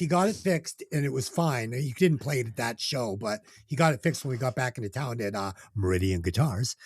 Yeah, And great place. yeah, but oh my God, that guitar is fucking beautiful. It's black on the back with a black neck, and it's got the fucking sparkle front on it. Oh, it's amazing. It's Yep. amazing. Okay, so voiceovers: Simpsons, Metalocalypse, Space Ghost. He's also one of the two main characters in Guitar Hero Metallica, the video game. Awesome. He wrote and contributed to a hardcover coffee table book called Too Much Horror Business, featuring photos of his own horror memorabilia collection. He hosted a horror convention, right, called Kirk Von Hammett's Fear Festival, like Kirk Von like Hammett. festival, Evil. yeah, festival, Even Nice. yeah, which ran in 2014 and 2015. spooky. Yeah, featured a ton of notable horror actors and vendors, like the children of Boris Karloff and Bela Lugosi, actor Tom Savini, who portrayed the guy in Dusk Till Dawn. Right? Yep, Sex Machine. Yes. And he's also a genius makeup artist. Yeah. Heather Langenkamp, who portrayed Nancy in Wes Craven's Nightmare on Elm Street. Kane Hodder, Jason Voorhees in the Friday the 13th festival. That's awesome. Yeah. And at the festivals, of course, were many metal musicians from Metallica, Exodus, Agnostic Front, and friends to the show, Death Angel. Fun fact about Death Angel, Kirk produced their demo, Kill Is One. Interesting. He married his wife Rachel in 1987, divorced in 1990. Now, all of the guys got divorced in like 1990, 1991 in this band. What was happening to all of them? They discovered porn. Yeah, I guess. Yeah. He would marry Lonnie in 1998, divorced in 2000. He's supposedly currently engaged to Monica De La Zerda. They've actually been together for a while. Wiki says they're engaged, but I actually found some reports online that they have married recently, despite Wikipedia not being updated yet. She's super cool. Check her out. So if history plays into it, he should be divorced by 2028. Yeah. Kirk has had problems with drugs, particularly cocaine, which culminated in 1988. Maybe that's why they all got divorced in 1990. Yeah, because they were all fucked up on Yeah. That was during the Damaged Justice tour. This coincided with his marriage to Rachel. He actually married her in 88 and they divorced 2 years later. He would clean himself up only to relapse around 1996 and clean up again. He says that he has replaced this addiction with his collection addiction, spending large amounts of money on comics and other memorabilia as a healthy alternative to drugs. But he's got a great collection of comics. I'll bet he does, too. Randy would love his comic collection. Yeah. Kirk is the only Metallica member who is vocal about politics, having made many public statements supporting science and global warming, and obviously against global warming. But I made it sound like he was supporting global warming, but you know what I mean. Love that global warming. Heat it up. Yeah. And just me telling you those two facts should tell you which side he's on. Yeah. In 2023, he and Hetfield were co-ranked as the 23rd greatest guitarist of all time in Rolling Stone magazine. Also in 2023, Metallica's most recent album, 72 Seasons, was released. Kirk has been widely panned for the solos on this album. Fans have called them uninspired.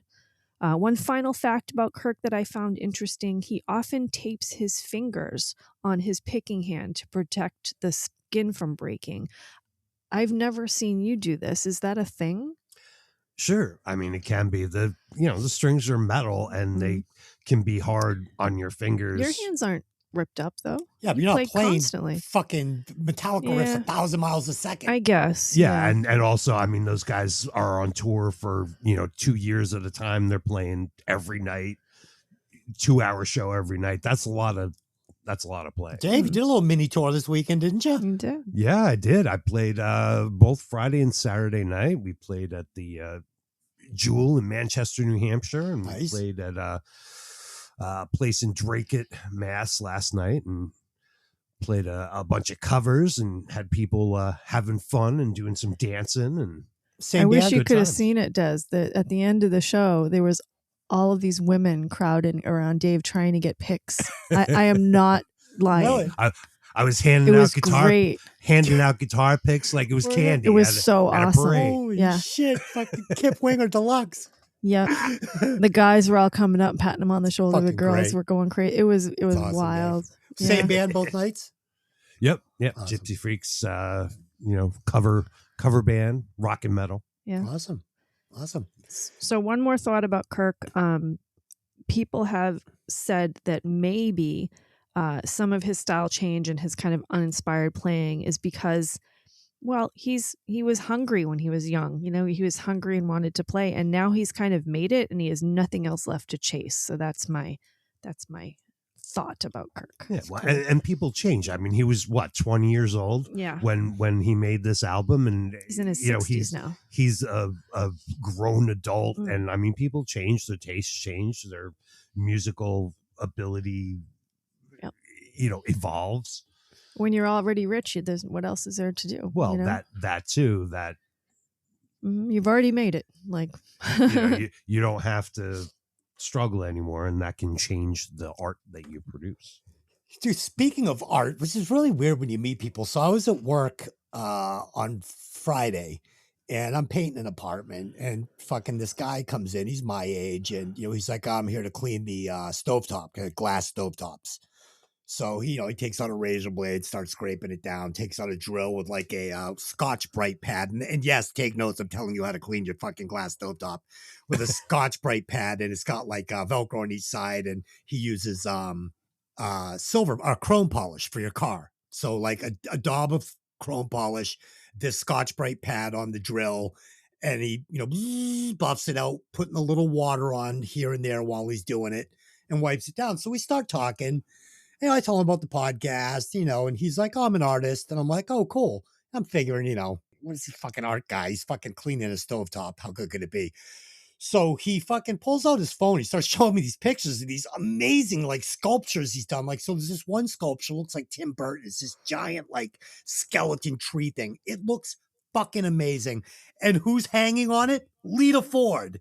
Right? Oh, wow. Yeah, so it's at this big art exhibit he did, and like Lita Ford was there. It was like out in California, and she loved this thing. Then he shows me this fucking picture of him and the guy who does all the special effects for the fucking Nightmare on Elm Street movies, and it's them standing next to this Freddy Krueger exhibit that he had done. It was amazing. And then he shows me he had made all the statues, these trophies, for this big award ceremony thing. And Kevin Smith had won one of the awards at this event, and he was there. So he shows me this, and it's him and Kevin Smith. And Kevin makes this funny face, right? Like he's about to do a selfie. And this guy, Chris, goes, no, I'm doing video. It's so funny. So Kevin Smith makes a funny joke, and he's like, thanks, Chris, for making these awesome trophies. These things are dynamite. So it's like, you can never judge a book by their cover. Like I'm thinking, this guy's just, he's 40 hour a week, blue collar guy, cleaning off fucking stovetops.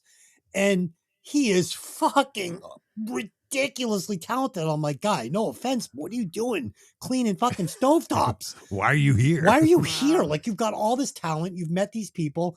And, he's like, I'm just trying. And he's working on this new project now that he was showing me some stuff for. It's like this cartoon comic thing he's going to be doing. It's fucking amazing. And he's like, I'm just one of these guys that just wants to get it perfect before I completely throw my hat in the ring. And I'm like, oh, okay. Like, seem like you got it going on. Does he have a website that we can give out and plug? You know, he doesn't. And I asked him, I said, do you have a fucking YouTube channel or anything? And he's like, no, I'm still trying to get the shit together.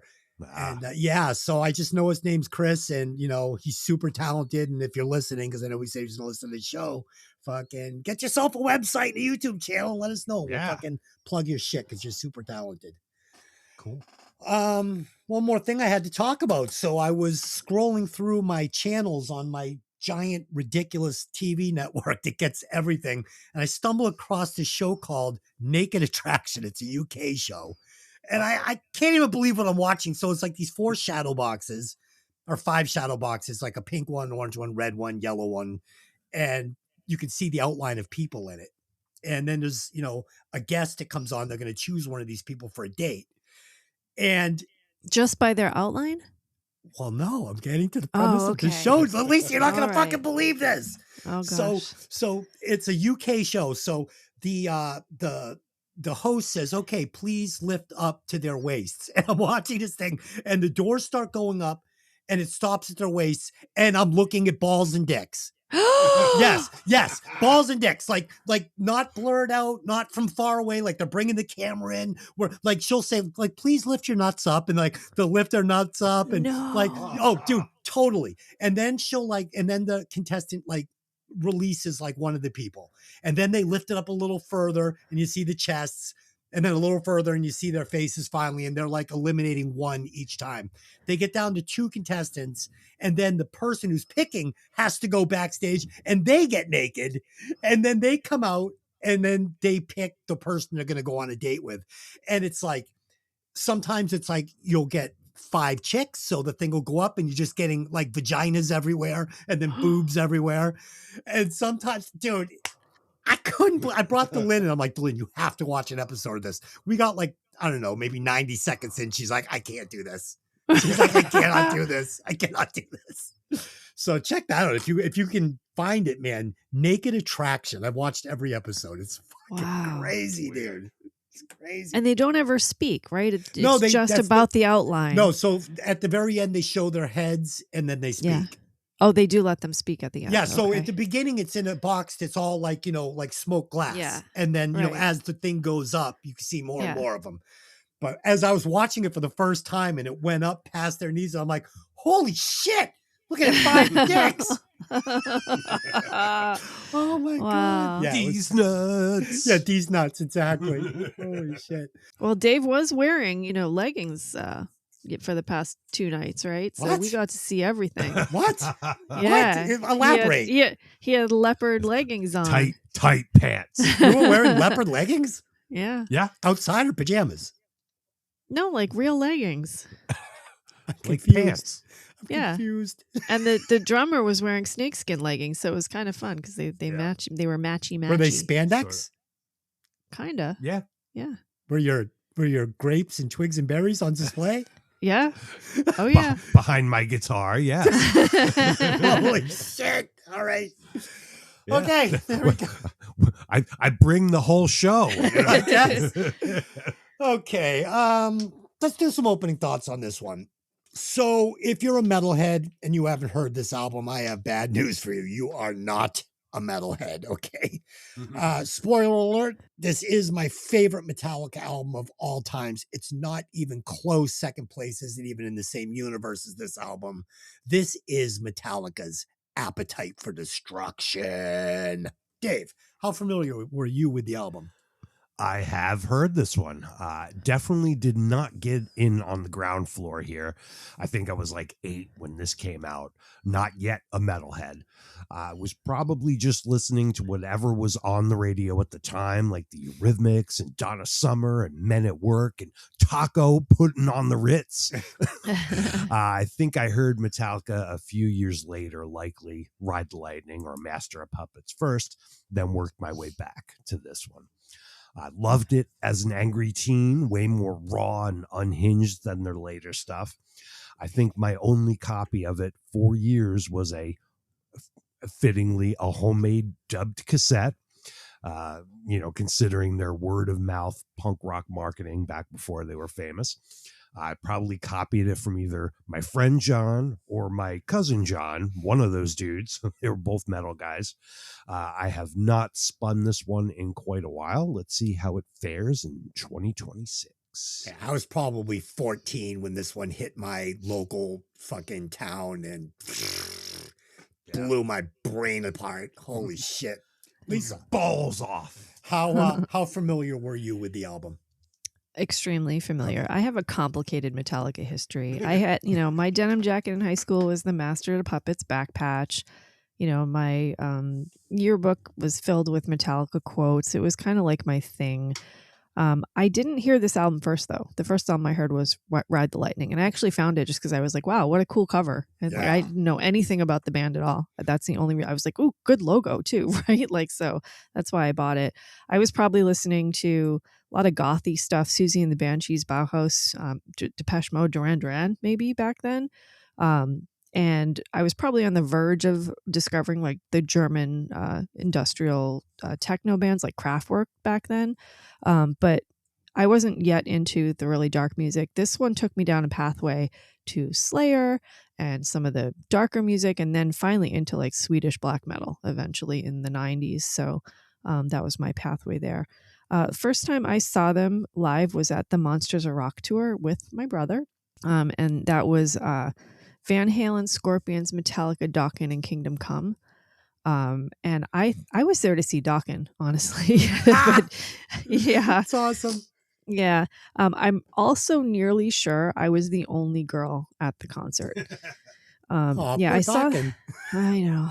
Well, and actually, I didn't see Van Halen play at the show because I was backstage trying to see Dokken. That's so when Van Halen crazy. was on. Yeah. So I saw them again in 1992 in Orlando. I didn't purposely see them though, because I went to a show. It was Metallica, Guns N' Roses, and Faith No More. And I went to see Faith No More. Oh, cool. Right? That's why I was there. Because by then, Guns N' Roses, Steven Adler and Izzy were already gone. Right? And I had left Metallica behind a couple of years before that because I lost interest on the And Justice for All album. That was when all the jocks in the high school started listening to One, and they were finally like, oh wow, now you're cool because you have this jacket on and you knew this band before, now you're cool now. No, I was always cool. You guys were never cool. You guys were losers. And I left the kind of the Metallica world back then, and by the time the Black Album came out, I was well done with them. Yuck. Yeah, so by 1992 when I saw Metallica again, I was well over them at that point. So yeah. Sounds like we have a very, very similar experience with Metallica. You just let it go a little further into Master of Puppets. Yeah. I thought everybody knew this album cold. Like I just did. Like because I did. So I just assumed this was an album that everybody knew cold. It feels like a complete album to me for that reason, because I just, like we said with the Dokken thing, I just listened to it so much. I just assume everybody did, and DeLynn did the, cut the tracks for it for the show today. And I was like, I remember this song. Do you love that song? She could have never heard it. I go, you've never heard it? Like, what? And she's like, I only know Whiplash and fucking Seek and Destroy. I'm like, get the fuck out of here. So no, not everybody is familiar with this album, which is fucking wild. Shame. A shame. Yeah. Shame. Shame. Shame. All right. Good one. Yeah, let's rate the singer. As always, it's 1 through 100, 25 on hair, 25 on style and stage presence, and 50% on vocal talent. I will get us started. James had great metal hair, okay? This is not hair metal. This is metal hair. There's a difference, and his was good. 21.9 points there. He had great stage presence. The dude owned the stage with confidence. His outfits back in the day, like on this album, metal goodness, skull shirts, bullet belts. I mean, he was fucking treading the line of metal and fucking thrash metal. He was perfect. 23.9 points there. In my opinion, unbelievably underrated singer. I mean, for a guy that does, and I'm making quote signs, thrash metal. This guy can fucking sing great. Listen to songs that I don't really care for, like One, but he is fucking next level. He can sing the fuck out of his songs live or in the studio, and his songwriting is next level over a span of 11 studio albums, hit after hit after hit after hit. So 45.9 points there for a total score of 91.7 points for the mighty James Hetfield. Dave, how did you see him? Well, I'll give him a 20 on hair. It was blonde, natural, long, keeping with their metal aesthetic without being too wild or fake. He's got your basic early 80s metal dude haircut. It's not crazy or unkempt or anything. Another 20 on style and stage. I watched a 1983 live video from the Metro in Chicago. So good. And like you said, he's wearing a classic heavy metal uniform, black pants, bullet belt, skull cut off t-shirt. Other videos from the time, he's wearing the same stuff, just changing the t-shirt out. Despite having to stay in one spot on stage as lead singer, he moves around, does some headbanging, gesturing out to the crowd, plays some solid guitar at the same time. Giving him a 23.8 on vocal talent. The good is he found his individual style early. His voice was a little higher since he was barely more than a pimply teenager. When the album came out, he was about 20. But it sounds like him that we would know later on. On the downside, his range is a little limited. He sort of hangs on the same few things throughout his career, from the screams of the old days at the end of a vocal line to the yeah that he always does. So overall, I'm giving him a 63.8 total score. Woman. It was so funny. Everyone died. Oh my God. It was so funny. This is a tough one to rate, because they never even dipped their toe into the glam world. And I think almost everyone that we've done had some portion of their career where they glammed it up a little bit. Yeah. This band had zero attention to how they looked, is how I see it. Yeah. They weren't particularly handsome either. They were actually trying to be the antithesis of the glam. So they were fighting against everything that I loved back then. And like Dave said, they were young. Looking back, he's almost unrecognizable compared to what he's become today. Today, he's kind of like that sold out guy who wears designer labels and, has work done on his face or whatever. Somebody's grandpa. Yeah. He never had the best hair. It was long and he had that fringe that didn't really suit him. And when they were playing, now they played hard, right? They worked at their shows. So they were always sweaty. So the hair was flat and, never any product. So, but he's holding a guitar and he's doing double duty, to be fair. And he's really good at the guitar. Love the synchronized headbanging. You see that a lot. Jeans and t-shirts, the signature wristbands. Why is no one mentioning the signature wristbands? Keeps the sweat off your hands, makes it easier to play. I learned that later. I thought it was just a fashion choice when I was young, but yeah. And you can wipe your head. Sure. Lots of different things you can do with those. Yeah. Recognizable voice. He had that gritty, growly metal voice. The thing I noticed though is that he was really tearing his voice up in those early years. I'm surprised he was able to do a show 2 nights in a row, for example, without having no voice the next day. No true high notes. We're not talking about a Sebastian Bach here, but he did what he needed to do. He's also the band's main songwriter, generally speaking. And let's be fair, the lyrics are pretty good. They're not 80s trope. They were theatrical and angry and well-formed. And put that together with the work that he does on the guitar and the singing and all of that. It was pretty fantastic. Can't say that he's still got it. He's sold out for me, and I've turned away from them for 30 plus years at this point.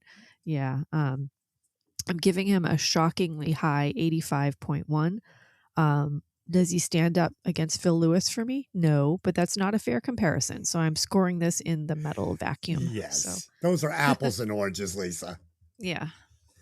I mean, dude, when that guy was on stage, though, the kids that went to Metallica shows, they would kill for James Hetfield at that moment yeah. he's singing those songs. Like, he Absolutely. was not one of these guys that was projecting inward like Joey Ramone, you know? Right.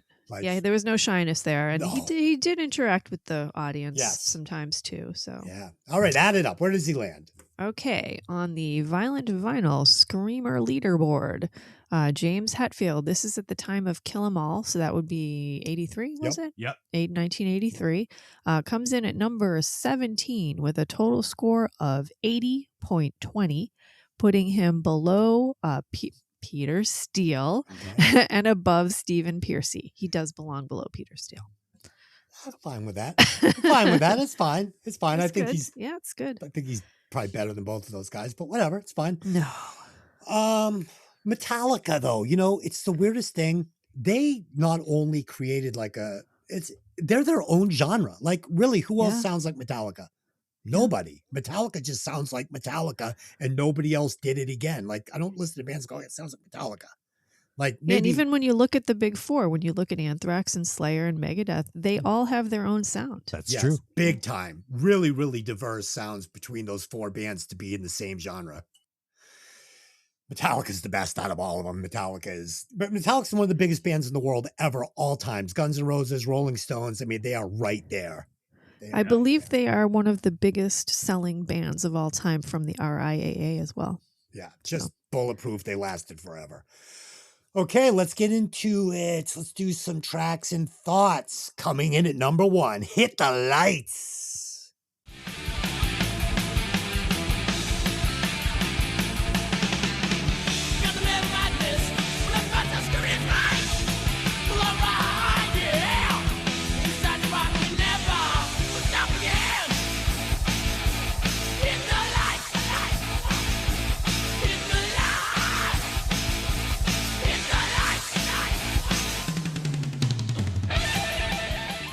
All right. If this track doesn't get your blood pumping, check your pulse because you're probably dead. For a debut album that was literally creating a new genre of music and breaking ground in 1983, this sounds fucking awesome to me. The way James Hetfield walks the line between a heavy, trashy fucking singer and a melodic, catchy singer with good choruses on this album, it's brilliant. It's brilliant. It never goes too far to where I'm like just feeling like this is noise trash metal. It always maintains that hint of just catchy melodic singing that brings this almost into the heavy metal range. And that's what makes it work so well. Lars and Cliff, crazy good. You're not going to tell me Lars Ulrich isn't playing good on this fucking album. He's going crazy on the kick drums. He's going crazy on the toms. It's so dynamic, so many breaks, so many stops, gets it going again. It's killer. Kirk Hammett's solo on this track is excitingly good to me. Like, it's so dramatic. It's so just, I love it. I fucking love this song. Dave. It fades into a bombastic metal opening. Album is pretty well recorded. You can hear all the instruments here. The guitars sound tight. The lyrics, however, in this one are a little silly. I'm going to quote, "When we start to rock, we never want to stop again." But the Hit the Lights chorus is effective and conveys the excitement of a live concert. James's voice is a little higher than people might be used to from their later work, but still sounds like him. He's really going for it in this vocal track. And from track 1 here's the start of Kirk Hammett's love affair with the wah-wah pedal. Oh, yes. Lead licks are pretty smoking, though, on this one. Hey, Dave had a love affair with the wah-wah pedal last night. There was a lot of wah-wah. You wind it up last night? Yeah. Sure. I couldn't disagree with you more on the lyrics. I love them. I fucking love it. I love Hit the Lights. Lisa. I didn't remember the fade in beginning, although I know every note to the song and all the words, but the fade in was pretty cool and kind of different for that time, I think. What can you say? Metal riff, super fast, double bass, recognizable sound. He's singing, he's screaming, he's growling, and definitely, like Dave said, he's got that higher register, which is what I remember him as. And when I hear the newer Metallica stuff and he's lower, I don't like it nearly as much as this.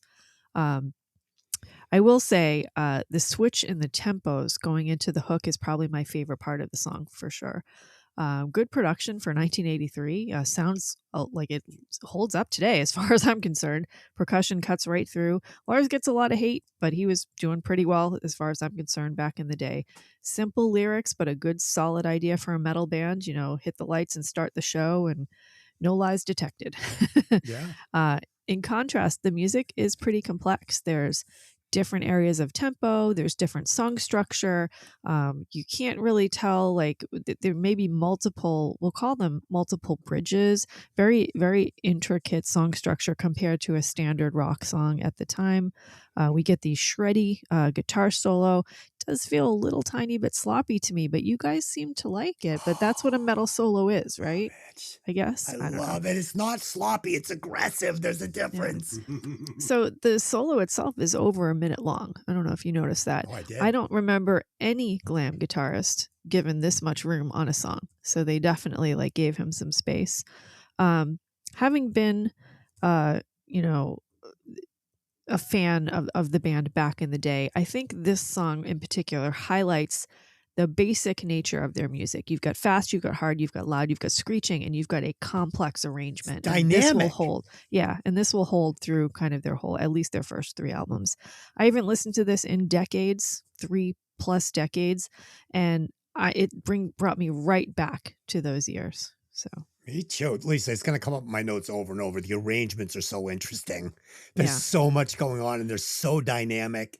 It's just so much fun. And they really let Kirk Hammett play a shitload of solos on this album. Yeah. A shitload. There's some songs where he plays 3 solos. And a lot of the songs are long compared to the songs we've been listening to, particularly the Ramones that we just heard the other week. But these songs go, 5-6 minutes sometimes. And the space is given to Kirk. But it never, I mean, like with a movie, the pacing of this album it's great. It never drags. They don't feel like 5-minute songs. They feel like 3-minute songs. Coming in at number 2, The Four Horsemen. Now you got some company. Horsemen are drawing nearer. Another leads their right. They're going to take your life.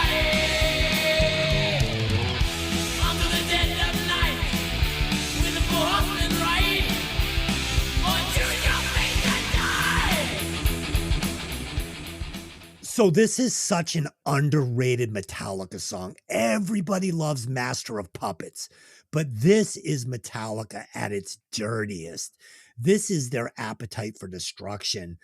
When my wife said she had never heard this song before, I literally almost shit my pants. I'm like, what? I'm like, you never fucking heard this song? She's like, I've never heard it. I'm like, I literally couldn't believe it. She didn't love it. She's like, this isn't my cup of tea. I was like, you're fucking out of your fucking mind, woman. The lyrics and vocals on the song are absolute fire, as the kids say today. Oh my God. It scorched my shorts when I listened to it yesterday. We get some incredible staccato guitar sections, and we get this throughout this entire album where everything will just drop out. And it's just one guitar, snappy and tight and in your face and aggressive. And then it all just fucking pounds back in again. And the dynamics are what make this so exciting for me. This is a 100-watt song all day. So good, Dave. Oh, yeah. This is heading towards what the band would become in the future. Killer riffs, quality lyrics, this time based on the 4 horsemen of the apocalypse. I'm going to quote here. Horsemen are drawing nearer. On leather steeds they ride. Yes. They've come to take your life. Yes. Fuck yeah. That's metal. Cool double track guitar solo. Kirk in general plays some unusual note choices that make him stand out from other players. And we mentioned this a minute ago, but the song is over 7 minutes long, but holds your attention. It just flies right by. You're not you're not looking at your watch waiting for it to end. The song also appears on Megadeth's 1985 debut album, Killing Is My Business, and Business Is Good, in its original form as Mechanics with an X. According to a 2009 Guitar World magazine interview, James Hetfield says, Dave brought that song over from one of his other bands. Back then it was called The Mechanics. After he left Metallica, we kind of fixed the song up. The lyrics he used were pretty silly. Kirk Hammett said, prior to recording that song, we put in a slow middle section that wasn't there when I first joined the band, and it needed a slow melodic solo. I put down one lead, then added one on a different track. I wasn't sure which one to use. I listened to both tracks at once to see if it would stand out, but playing both simultaneously sounded great, and we decided to keep it like that on the record. Some of the notes harmonized with each other, and I remember Cliff Burton going, wow, that's styling. It sounds like Tony Iommi. Wait, so he recorded those separately, not realizing that they were going to be laid over each other, and they just worked together perfectly. That's fucking amazing. Yeah, he basically did it twice with, a few small differences. Yeah. And let's see what they'll both sound like together. That's wild. Just in case. And well, it sounds pretty cool. Let's do it like that. Sounded Love fucking that. awesome is what it Sounds sounded great. like. Yeah. Great opening riff. I love how the guitars are all layered. I really think that metal in general, and I said this when we were talking about Swarm of Eyes, needs more than one guitarist, right? You've got Hetfield driving the riff, and you've got Kirk bringing in all the tricks on the top. How metal is the name of this song? The End of the World is Coming, right? Not sure if you noticed, but Lars, the double bass, he's doing it like horse hooves, like running. Yeah. That was super cool, I thought. Yeah. We've got a musical interlude in here. It's much more than a bridge.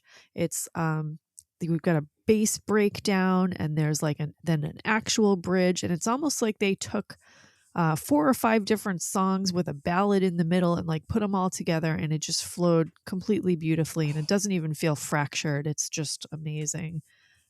We've got a long first guitar solo, and then we get a second guitar solo on the playout, which is has a little more notes. It's a little more shreddy, but still metal. They don't touch glam at all, no matter what they're playing here. There's no glam anywhere to be seen. Super cool. Lyrics here are well developed and angry and metal and nihilistic and anti-biblical. We've got swords and hammers and blood and guts and sweat and death coming for you and the unavoidable fate of any human. It's dark, it's harsh, it's raw. You get me excited. Yeah. And while Hetfield has a great metal voice, you aren't really supposed to understand him, I don't think, but still you can sort of understand him. And even though he's screaming, you still can. Great epic metal song coming in at over 7 minutes. It doesn't feel long because there's so many pieces to pay attention to here that when you get to the end, I was like, well, it's over already. Yeah. No, it went quick. It's funny, Lisa. So I'm noticing when I'm listening to this album, as a kid, I never really dug into the lyrics. Like, I don't even know if they came with a record or not, but you understand it when you're supposed to, now Yeah. I'm killing you. It's like, Yeah. oh, I know that fucking line, Yeah. or when I hit the lights and you're like, it doesn't matter what he said before that. Because Right. now I'm killing you. And I'm sure whatever he said was fucking awesome. So, and that's what makes this band less like a band like Exodus or Slayer, and more like a band like, and I use this comparison very loosely because they're not the same, but like Iron Maiden, you know what I mean? Like where you're gonna get the hooks, you're gonna get the fucking big metal fucking chorus, and you're gonna understand what he's saying, and it's gonna have a little melody, opposed to a band like Slayer where it's just all rah in your face and missing that hook that's going to eventually sell you 11 studio albums and make it so you can fucking carve your name into a $2 million guitar. You know what I mean? Holy shit. All right. Coming in at number 3, Motor Breath.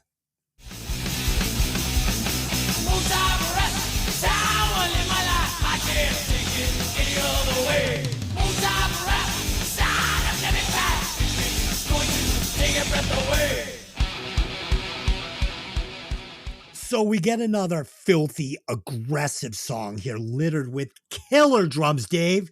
and killer bass. This song and whole album have incredible arrangements again, and this one really stood out to me. I love the arrangement of this song. Kurt, he delivers these sharp, quick solo inserts that whip ass. And it's funny because it almost feels like they come in and out too quickly, but that's the charm of it. It's just, it's a quick right hand to the jaw. Boom, there it is. It's out. So good. Again, James is belting out perfection.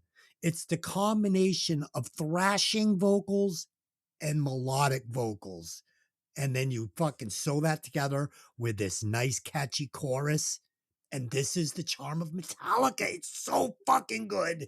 I love this track, Dave. Yeah, this is a good one. Starts with some galloping drums, which give way to some in-your-face guitar riffing.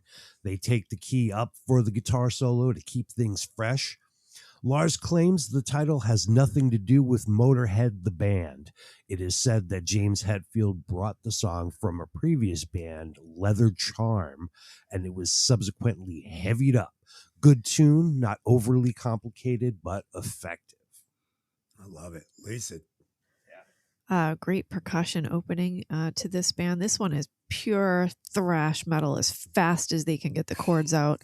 I remember the hook like I had just heard it yesterday, and I haven't heard it for over 3 decades. I love the change in the melody in the hook. I say hook lightly because I don't know that they're trying to have hooks in this song. It just kind of works out like that. Yeah. Lots of punk in this song as well, kind of where thrash was born from. Another metal guitar solo here. Now, don't get mad at me. While it's super shreddy and super fast, I'm realizing that, yes, these are great metal solos, but I can't remember the notes and sing them back to you the way I can a CC DeVille solo. If you know what I mean? I can. Really? Yes. I can't. Yeah. But they're so perfect and they fit the song. And I know when they play live, they actually change the solos up sometimes. So it's really just about how many notes they can get out in the shortest amount of time.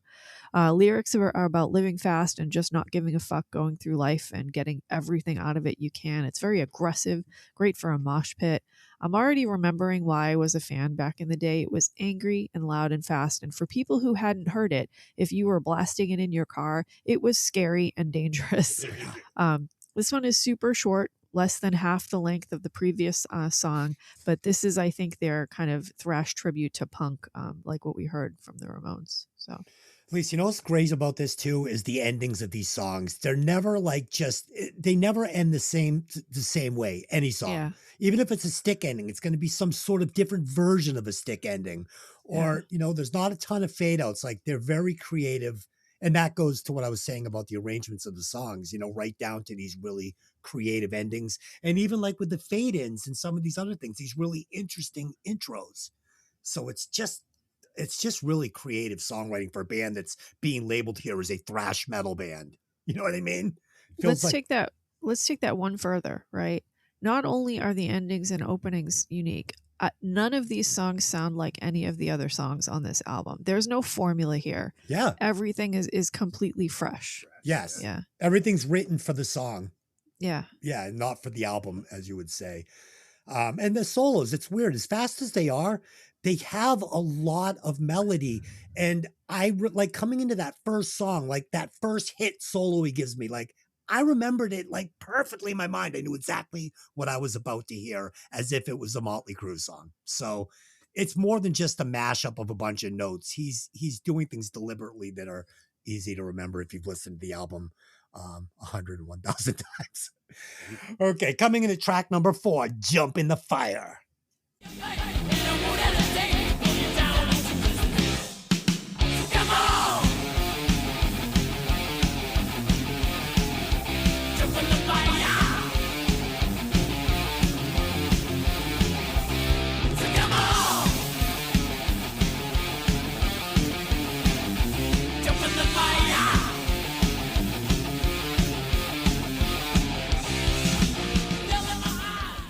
All right, so here we get a song that I have to imagine is about a mosh pit, right? I mean, If it's not, I Has don't to know. be. Should be. What else do I have to say? This is metal at its very best. This chorus is so fucking killer. Oh, I love it. And again, in 1983, no one had heard a formula like this. And really, since, I mean, this is why Metallica is Metallica. Like when you capture magic like Guns N' Roses capture an Appetite for Destruction, no other band can capture it. No matter how hard they try, they never will. And everybody did. And it's like only they could do it, and they could only do it that one time. And Metallica can only do this style. They can only do Metallica. Nobody else can. And this is them as just young, hungry, wannabe rock stars, up and coming. And it's so fucking good. And that's why they are the biggest metal band ever. Another killer track, Dave. This was the second single from the album and reportedly was the first song ever written by Dave Mustaine in his former band Panic at age 16. Jeez. Cool riffs, good satanic lyrics, very metal, but without getting goofy. The main riff really keeps things moving throughout the song. The single's cover art features the demon from an oil painting for a book cover titled The Devils of D-Day, created by artist Les Edwards in 1978. I think they also used the demon for t-shirts. He is a British illustrator known for his work in the horror, science fiction, and fantasy genres, and has provided numerous illustrations for book jackets, posters, magazines, etc. during his career. In 2009, a collectible action figure of this demon character was released by Medicom Toy Inc. with an original retail price of $99.99. Oh. The approximately 12-inch tall figure was limited to 1,000 pieces and sold as an online exclusive.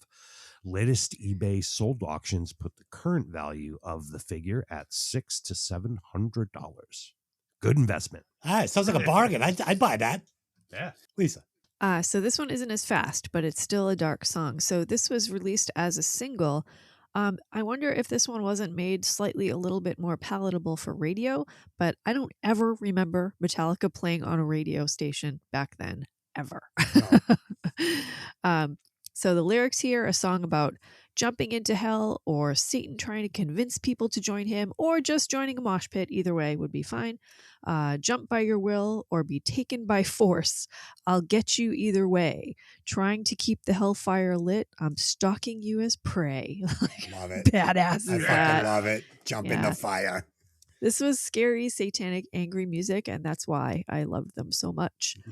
People took this seriously, which makes it even better. We have a great hook here with the title and the gang vocals, an instrumental break before the guitar solo. It's longer than a bridge, so I'm calling it an interlude. The solo is more restrained on this one, while still remaining metal. We actually get a play out in this song, which isn't really like them as a band. There's a second solo in the play out that's more shreddy, but I feel like with their punk roots and certainly like live, they always try to have a stick ending. This one I think was a production choice, again, trying to be more radio structured. It was released as a solo, but for me, there are better songs on this as a single, but there are better songs on this album, I think, that should have got that single slot.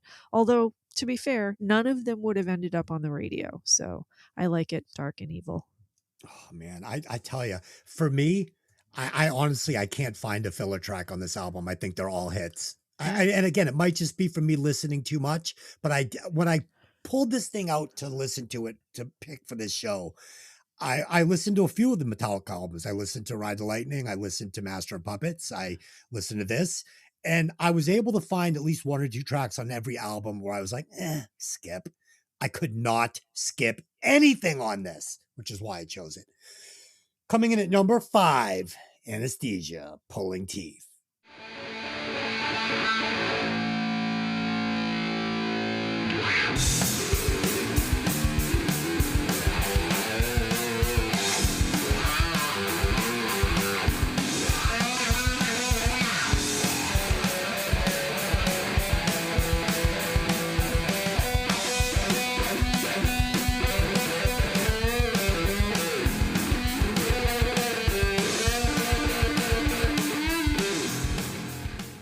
So obviously, Cliff Burton was a huge loss to the music world, and this track provides that evidence. I mean, the fact that he's the bass player and he's got his own track where he's going to just fucking play a solo and the band's going to back him up for part of it.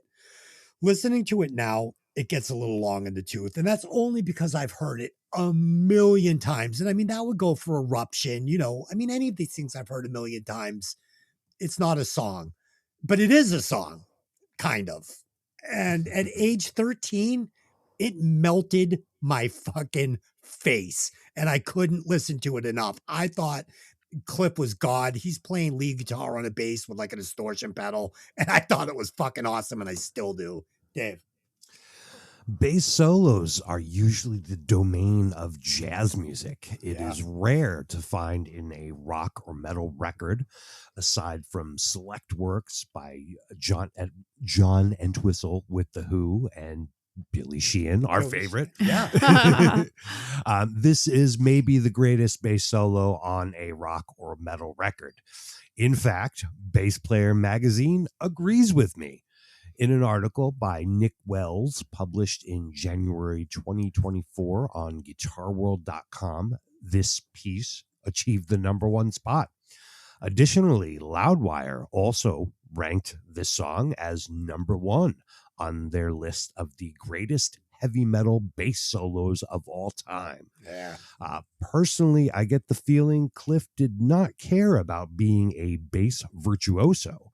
However, I could be totally wrong about that. He does seem to have a lot in common with those other top bassists who are known for their chops.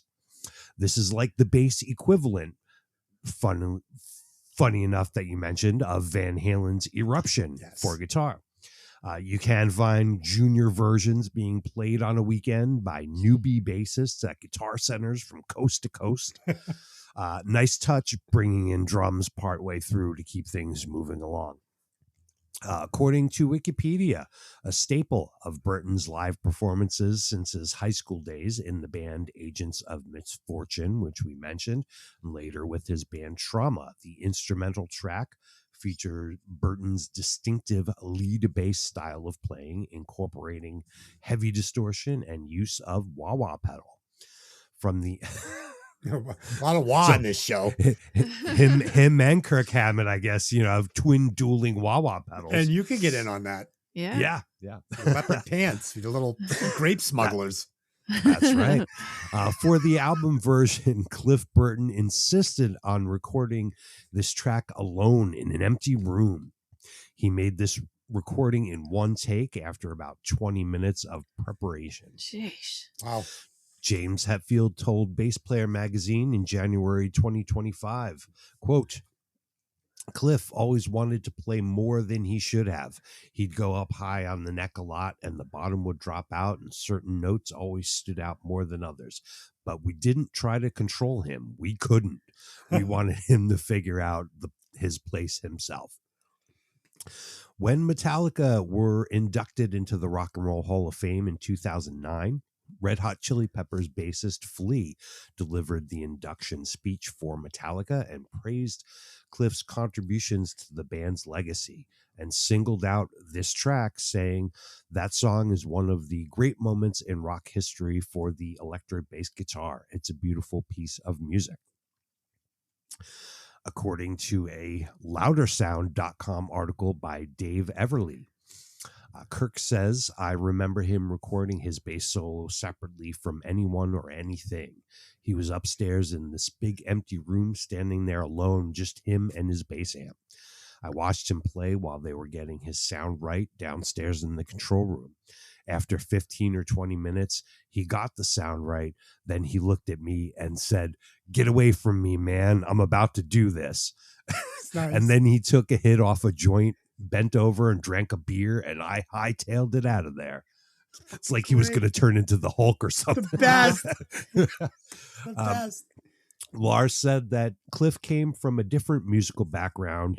He didn't know who Diamond Head was. He didn't know who the Tigers of Pantang were. He would sit there and listen to Lynyrd Skynyrd and the Eagles and Yes and Simon and Garfunkel.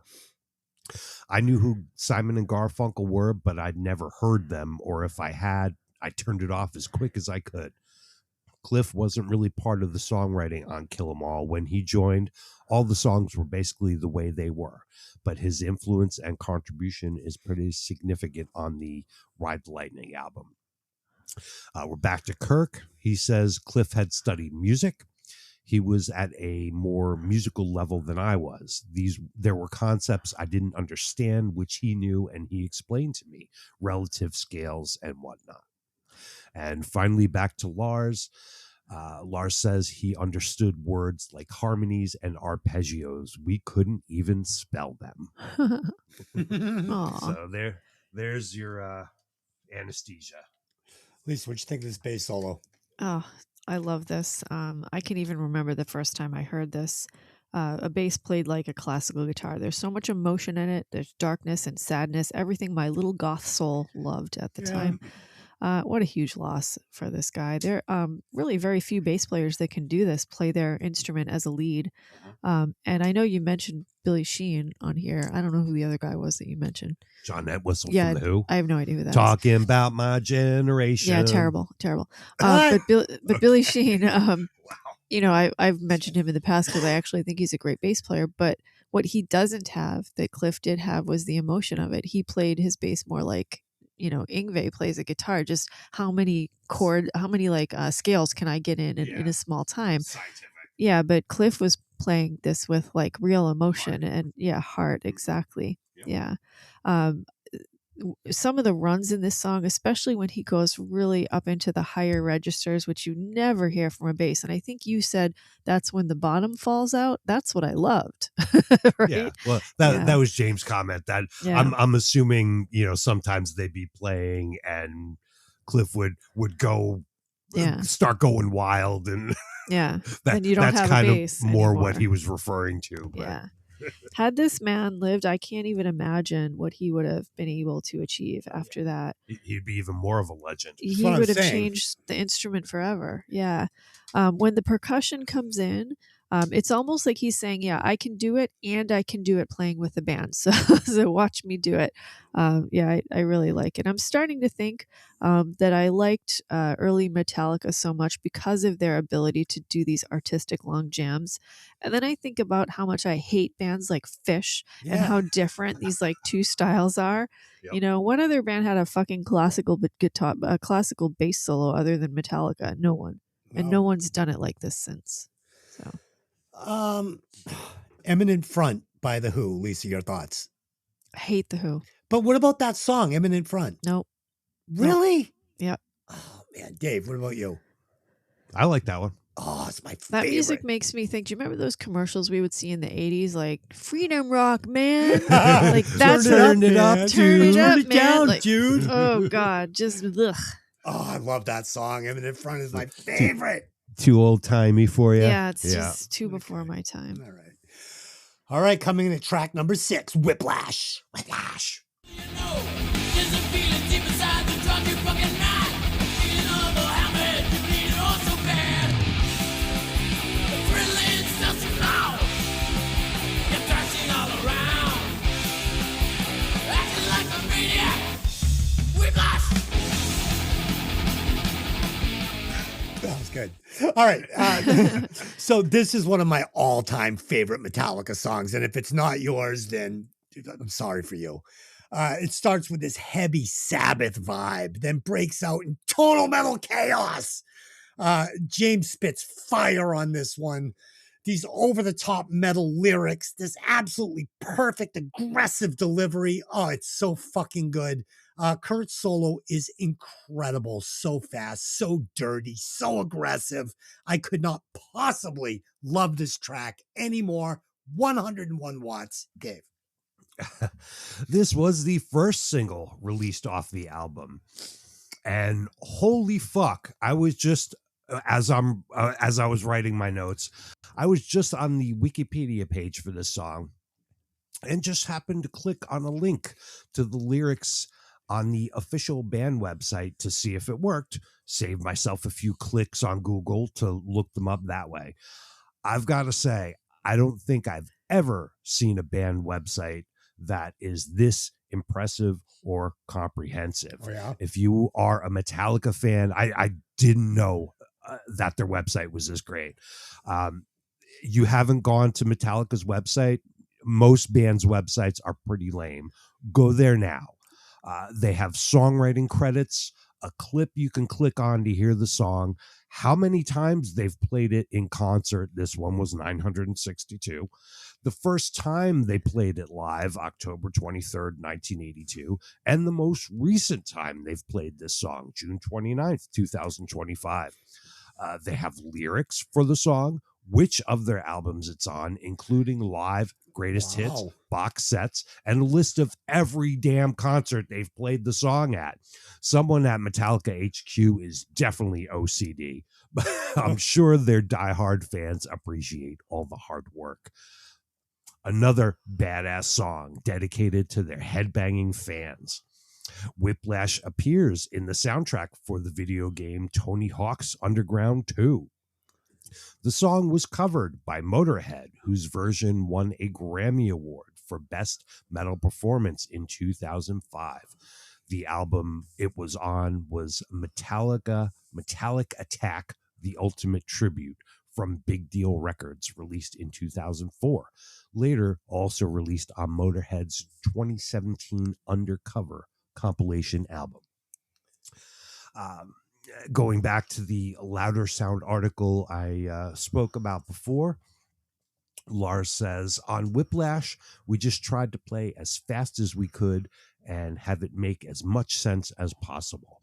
One of the bands we were listening to who were an influence on this song was Venom. Yes. That first record, 1981's Welcome to Hell, with songs like Angel Dust and Live Like an Angel, Die Like a Devil, was a big inspiration. They took the energy and speed of what Motorhead was doing and made it a little more heavy metal.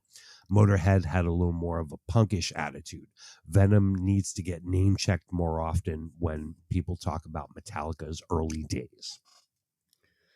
Yeah, Lisa. Venom. It's awesome. I love Welcome to Venom. Hell. Oh, one of my favorites. Yeah, I have that album. Lisa, did you hear any of that fucking AI album that is Skid Row's Lost album? No. Okay, What are you talking about? So What? Jay sent me a link to this thing. So they did Skid Row's Lost album, and it's like supposedly the album that would have come out after Slave to the Grind. And if things hadn't fallen apart. yeah, but it's like a complete album, like done, but it's all AI. Oh, gosh. It's dude, I hate to say it, it's pretty fucking good. I listened to it and I was like, holy shit, it sounds just like Skid Row back in the day. Yeah, I mean, as bad as AI is and how it's just, diluting everything and, closing the gap between people with talent and people with no talent, it's a fucking pretty cool album. Check it out. I will, definitely. I mean, they did have a third album with Sebastian after Slave to the Grind, but it was horrible. Yeah, well, they're saying this would be the good one. Okay. Or maybe it was the fourth one. I don't know. I'm confused, but it was interesting. It was very, really weird subject matter that's kind of dark and cool. So, we're gonna have to look into this. Yes. But Lisa, what'd you think of this song? I don't know if you noticed. I listened to this, like I didn't go, forward for the songs. I listened to the whole thing, and there's a transition between the last song and this song, and nobody was doing transitions back then. You were doing dead airspace between your songs, right? But this one actually had a transition, and it is really awkward. Just wanted to say that. The opening bars of this song, it sounded to me like Motorhead, which now it makes sense because maybe it kind of came from that. Perfect, like stadium guitar rock. I could see, huge crowds of people headbanging in unison to the opening of this song. I like that they gave the beginning a lot of room to develop. It takes a little while for the vocals to come in. And then I'm like, oh yeah, I almost forgot this is a Metallica album. There he is, because I got lost in that last song a little bit.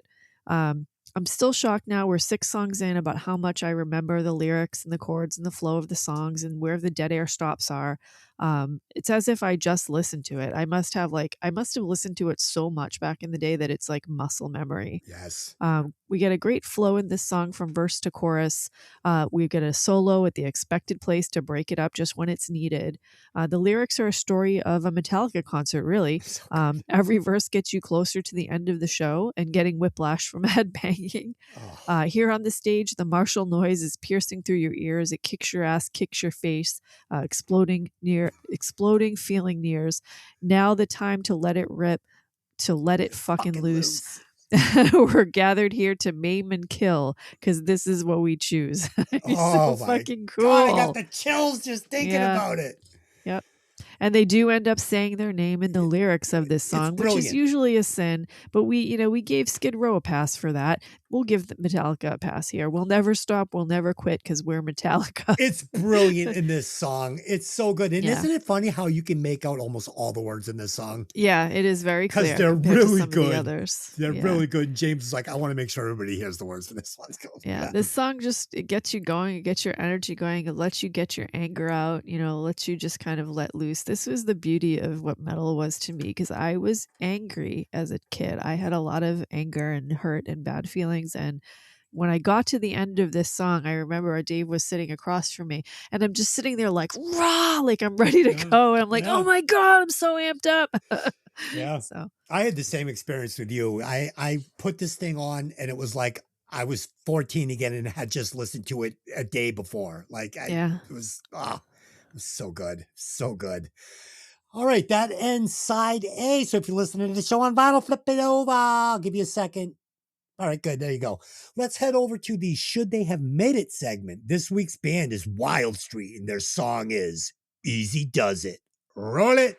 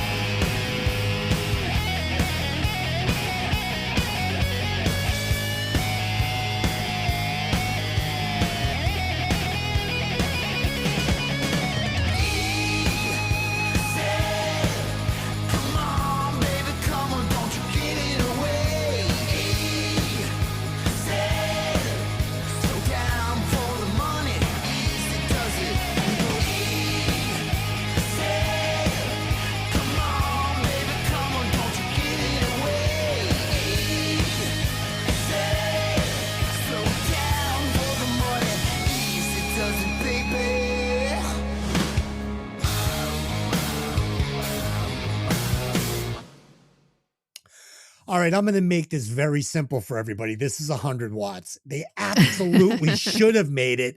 If you didn't go watch the video or listen to the song, that's your loss. This track and video are fucking fire. This is 100 watts. I fucking love this. Dave. This song is available on iTunes, and you can find the band at wildstreetmusic.com. I almost joined this band. A few years back, they were looking for a bass player. I spoke to the manager over the internet, and they wanted a video. I made one of me playing through one of their other songs, Tennessee Cocaine. Nice. But then I got busy with other stuff, and I never edited the video or sent it in. So one day I'll edit it up, put it on YouTube, and everybody will be able to see my rudimentary bass playing. This song, Easy Does It. We got a talk box guitar riff, strip club video setting, fucking rock and roll. Recording is very good. Band sounds great. Vocals are huge. Eric, the lead vocalist / band leader, has a vision for his band and seems like a hardworking dude. I say, yes, they should have made it. I'm giving them a 75.2 for a score. Nice. Lisa, what did you think of this video? Had you seen it before? No, I don't think so. Although I feel like now that I know all this about them, that I should have seen them before. Yeah. So it's a band that got together in 2006 during a time when this style of music was essentially dead, and they were doing it fantastic. First album came out in 2009. The song we are reviewing came out on their third album, which was 2012. YouTube was in its early days at this point, and it said that this song's video hit 3 million views in its first month or so online. That is huge. It's currently hovering around 4.2 million, which is pretty damn good for a song in this style. According to their website, they played at SXSW, M3 Rock Festival, Rocklahoma, and performed alongside Avenged Sevenfold, Black Veil Brides, Escape the Fate, Sebastian Bach's solo band, Twisted Sister, and Michael Monroe. They took a small break after the third album, came back in 2017 with an album called 3, that's Roman numeral 3, and did a huge European tour that year. 2017 was a year when a lot of this music was coming back in, I think. They've released a few singles, and one of them Dave did mention, which was Tennessee Cocaine, and we are waiting for you to put that video out, by the way. I'll put it out eventually. Yeah. They toured steadily through 2022, including a cover of the song from a band that I love, the 69 Eyes, called Mrs. Sleazy.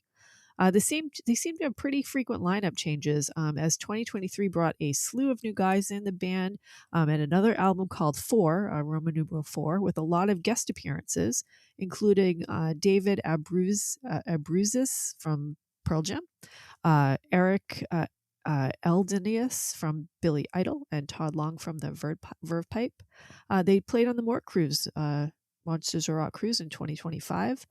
And one of their songs is on the soundtrack of HBO's The Peacemaker, called Three-Way Ride.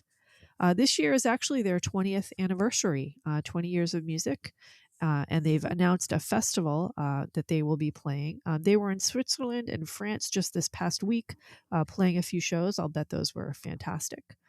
Before that, they had a few shows at Great Stirrup Cay in Nassau, Bahamas. That's a private island owned by Norwegian Cruise Lines, which, of course, that's the industry I work in. Lots of ships porting there, and lots of beaches and shows. So they have a pretty tight schedule with touring and recording. They have had some new music over the past year, a single called Sick to Death that's really amazing. Borders on glam, sleaze, industrial, I would say. And another one called When It's Gone, which is a lower tempo, kind of emotional, almost a ballad. Singer Eric Jake teaches guitar and vocals through the Wingy USA app. The Wingy USA app. I don't know if you've heard of this. I haven't heard of it, but it's a neat app where you can kind of put up instructional videos, and people can pay to get your videos. Pretty cool. Yeah, I'll have to check it out. Yeah, he and his wife, Carrie Callia. I'm sorry if I've messed up your name. She's the singer for Astra the 22s alongside Eric. He actually sings for this band too. She's from Riga, Latvia. And the photos of the two of them together are like couple goals. They are like the coolest, like rock punk industrial couple, like almost like vampire glam. And the music of Astra the 22s is exactly that, vampire glam, a little more electro. I don't see much from them after 2022, which is pretty sad. So this is like sleaze glam. Is that what we would call this Yes. band? Sure. Yeah, produced really well. Nice dual guitars, great gang vocals. And I'm mentioning the wah pedal. Is there wah pedal in Oh this? yeah. Probably. How many times are we going to mention the wah pedal in this episode? Oh, City. It's the unsung star of Yeah. all this. Cowboy. We go down into a very sexy bridge. That's my favorite part of the song, when the singer kind of brings his register way down and it sounds like really great. It's almost, he's like whispering as the guitar solo blasts through. These guys are trained professionals. Yeah.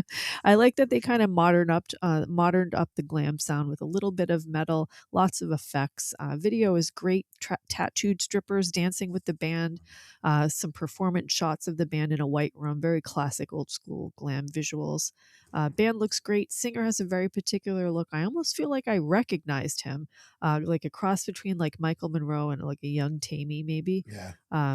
Much more modern than the old glam stuff. Definitely should have made it. Keep feeding me these sleazy glam bands. Like, you think I'm ever going to say no to one of these? Yes, they absolutely should have made it.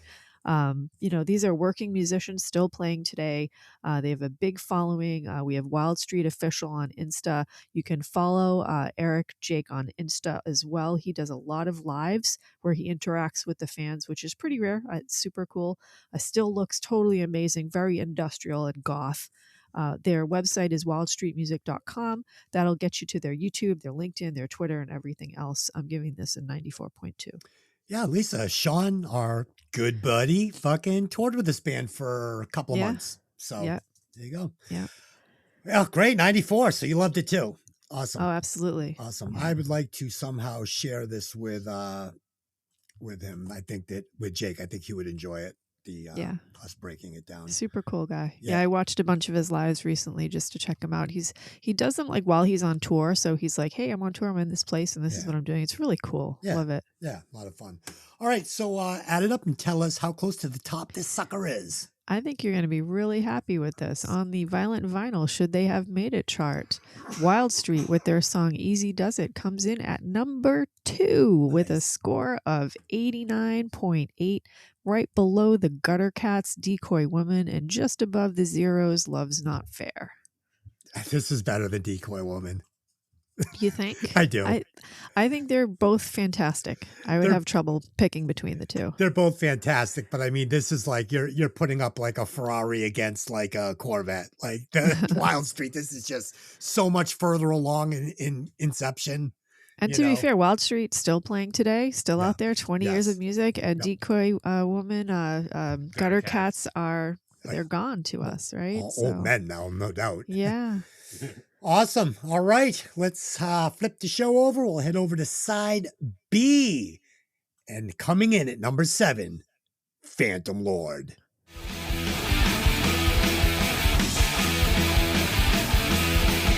This is Terry ringing through, now nothing you can do.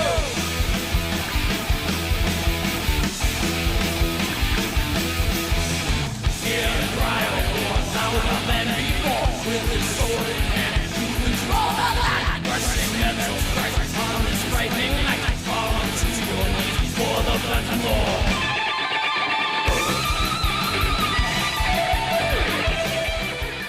All right, Lisa, I know you probably have the same note here. I love this dark synth intro as it breaks into these hard, trashy stereo guitars. We're going to get Kurt and James left and right, and it's just so good.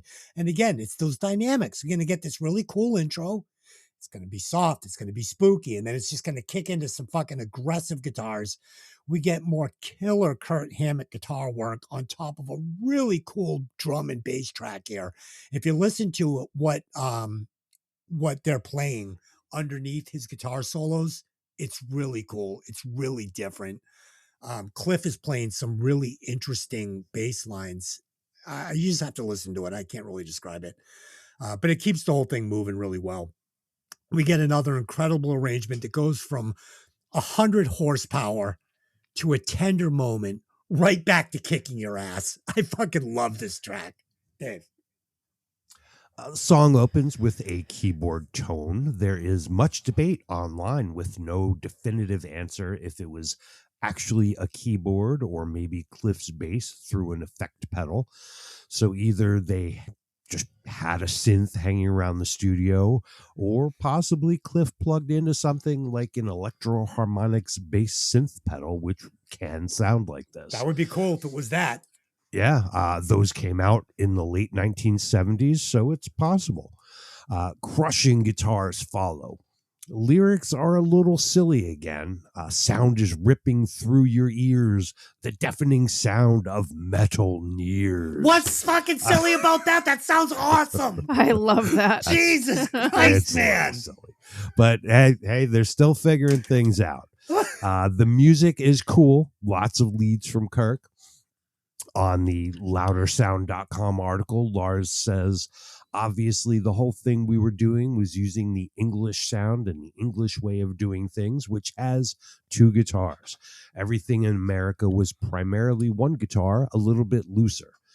There were some guiding lights. If you take Diamond Head's Lightning to the Nations, Motorhead's Overkill, Ace of Spades, and No Sleep Till Hammersmith.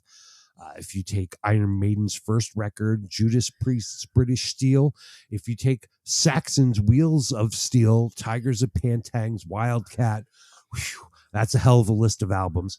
Back to the quote, those are the blueprints that fed into what we were doing. So yeah, good song. Yeah, but Dave quotes lyrics. I get chubby. He says they're bad. Lisa. he likes Pretty Boy Floyd's lyrics just fine, but Right. these lyrics, no go, right?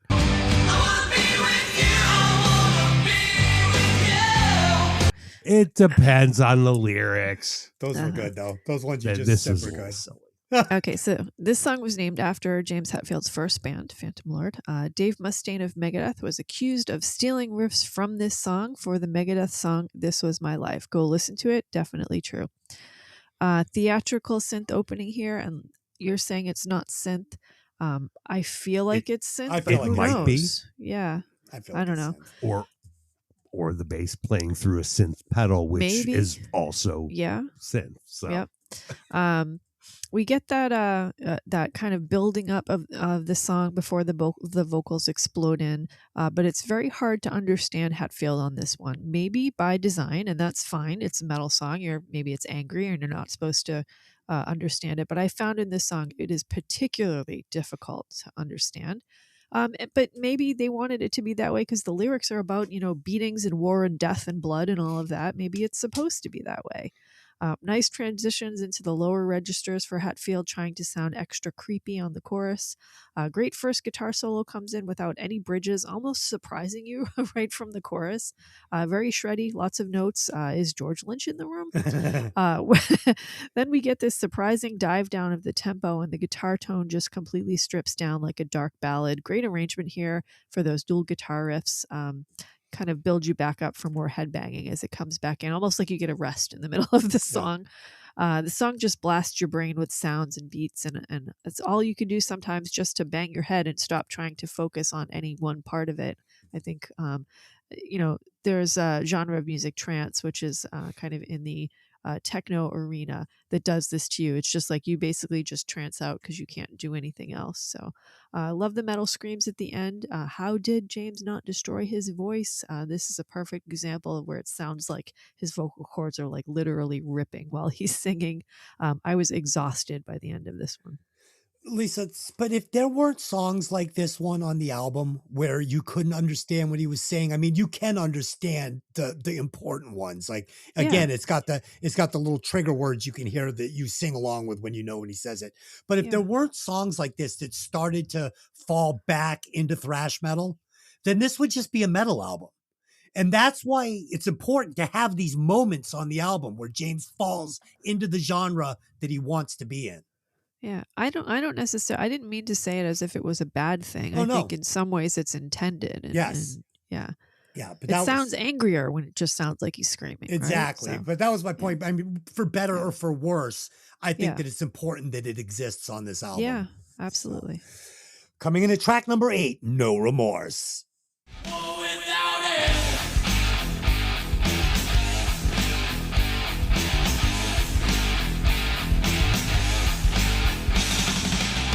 No remorse, no repent.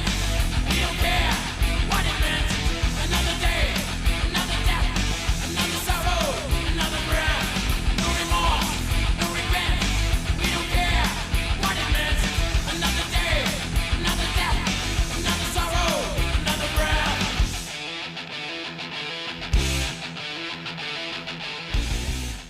So this one opens with a killer groove, right? Like a lot of these songs like will open up with like a very aggressive guitar riff or something, but this is an actual groove. And then Kirk Hammett uncorks this vicious guitar solo over this like smooth groove, and it works. Like it blew me away. This guitar solo is fucking killer. We get more incredible dynamics on this one with one more of these moments when everything drops out, all the music drops out behind these cutting guitar riffs that are just, oh, they're so present and so good. And finally, this chorus is just so damn good. This track is killer. I love this. Dave.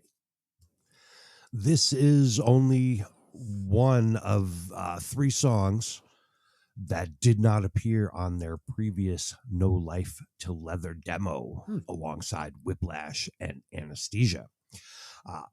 This first riff here, I hear Merciful Fate. Good guitar leads right from the top.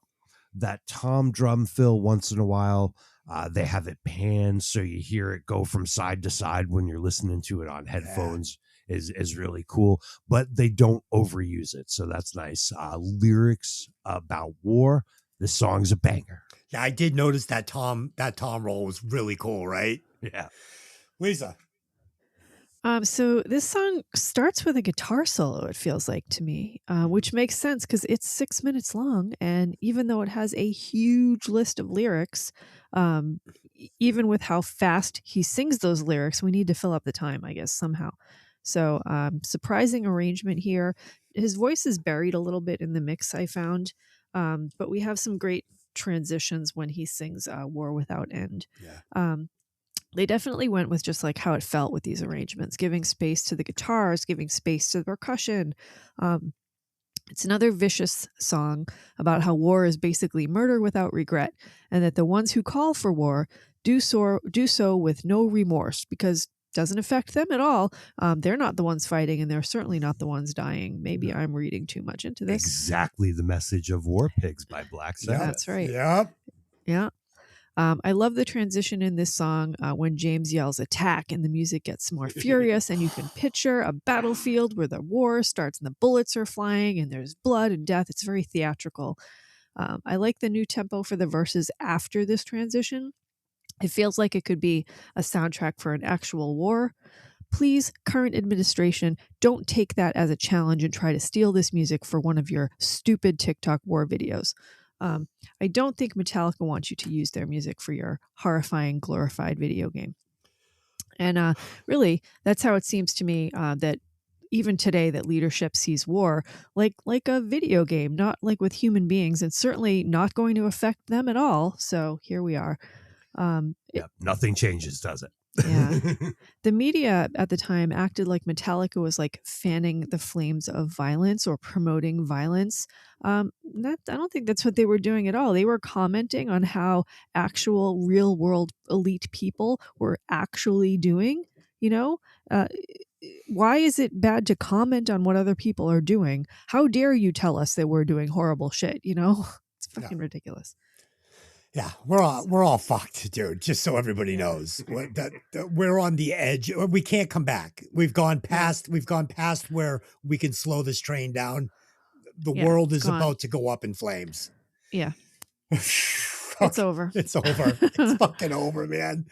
I just hope that it happens like on a Sunday night, so I don't have to, like, if it happens like on like Friday, like 3:00, right before I get out of work, I'm gonna be fucking Yeah. pissed, man. That's true. I don't want to work anymore. Let's do it on a Monday morning. Okay, coming in at track number 9, Seek and Destroy. On a way out, you will be like 1,000 deaths. Running on a way out, you will be like 1,000 deaths. Searching, seek and destroy. Searching, seek and destroy. Searching, seek and destroy. Searching, seek and destroy.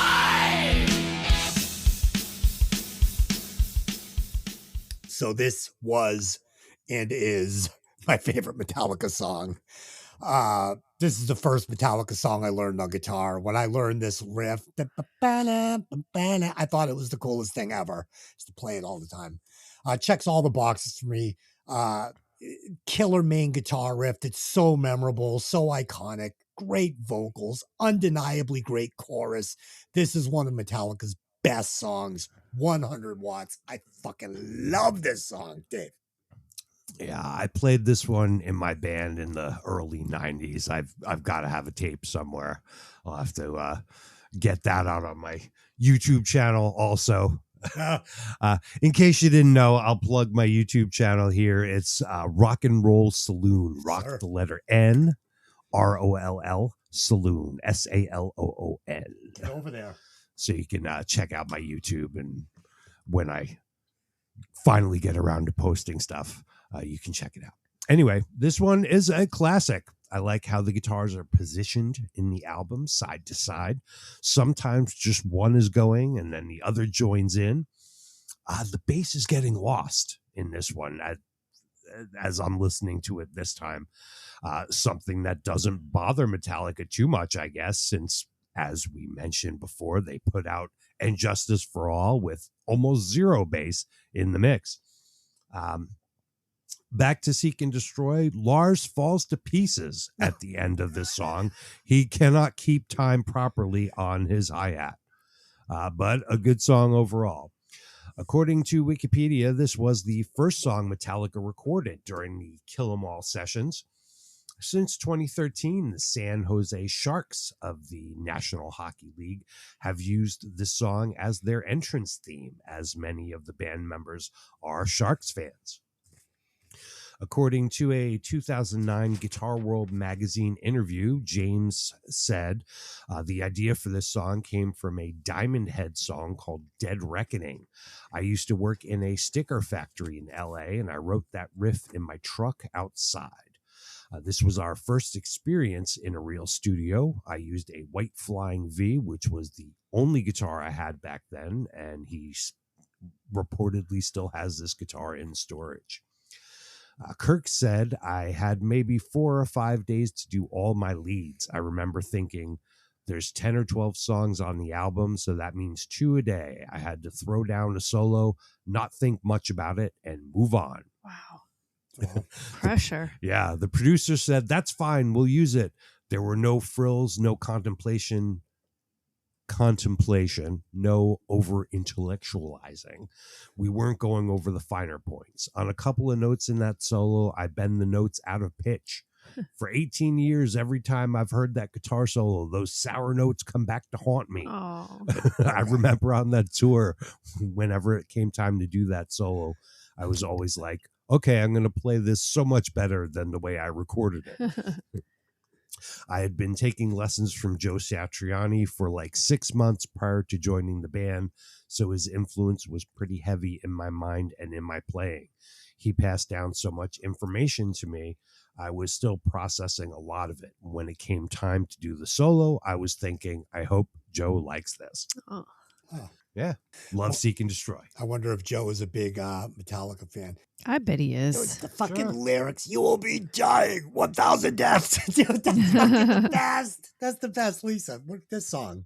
I actually picked out those lyrics. We'll hear in a minute here. So I'm all riled up now. Yeah. Love this guitar riff. Great opening. Even though it isn't my favorite Metallica album, this is definitely one of my favorite Metallica songs. The opening, All Right, from James always gets you like ready to go. This was a great one to blast in the high school parking lot. Sure. So here I am pulling out the pre-chorus, running on your way, hiding, you will pay, dying, 1,000 deaths. Yeah. Da-da-da-da-da-da-da. Yeah, and you get a perfect hook, search and seek and destroy, and then there's a part where he really rips his voice on that destroy. It's seek and destroy, and it's just like, whoa, oh my god, that must have hurt. Perfect song to be angry to. It also makes people leave you alone when you listen to it. Love the bridge tempo change in this one. It's almost like a whole new song right in the middle, leading into the guitar solo. And then after the solo, we come back to that opening riff again. It's not a super fast song, but it's incredibly aggressive. And now that we did that Ramones episode with Johnny Ramone's Downstroke, I hear it so much in this song. He's not strumming. He's attacking his guitar with downstrokes. Very noticeable, very angry, hardcore sound that doing the up and down strum, I don't think would have worked actually now. So look at me learning music stuff. Yeah. There's yet another riff in this one towards the end that I also love that changes the main riff a bit and brings you down after like the battle. 7 minutes on this song, and I didn't even notice. It's structured perfectly. Dude, if you hadn't said 7 minutes over and over, I would have never picked that one of these songs was that long. I usually hate that. It's the kiss of death. Yeah.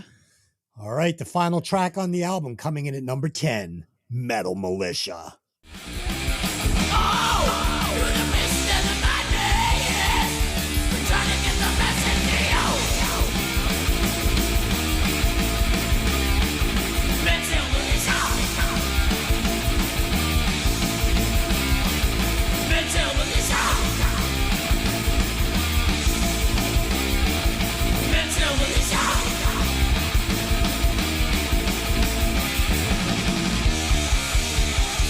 All right, guys, as you can see, I am wearing my Freestyle Motocross Brian Deegan Metal Militia shirt.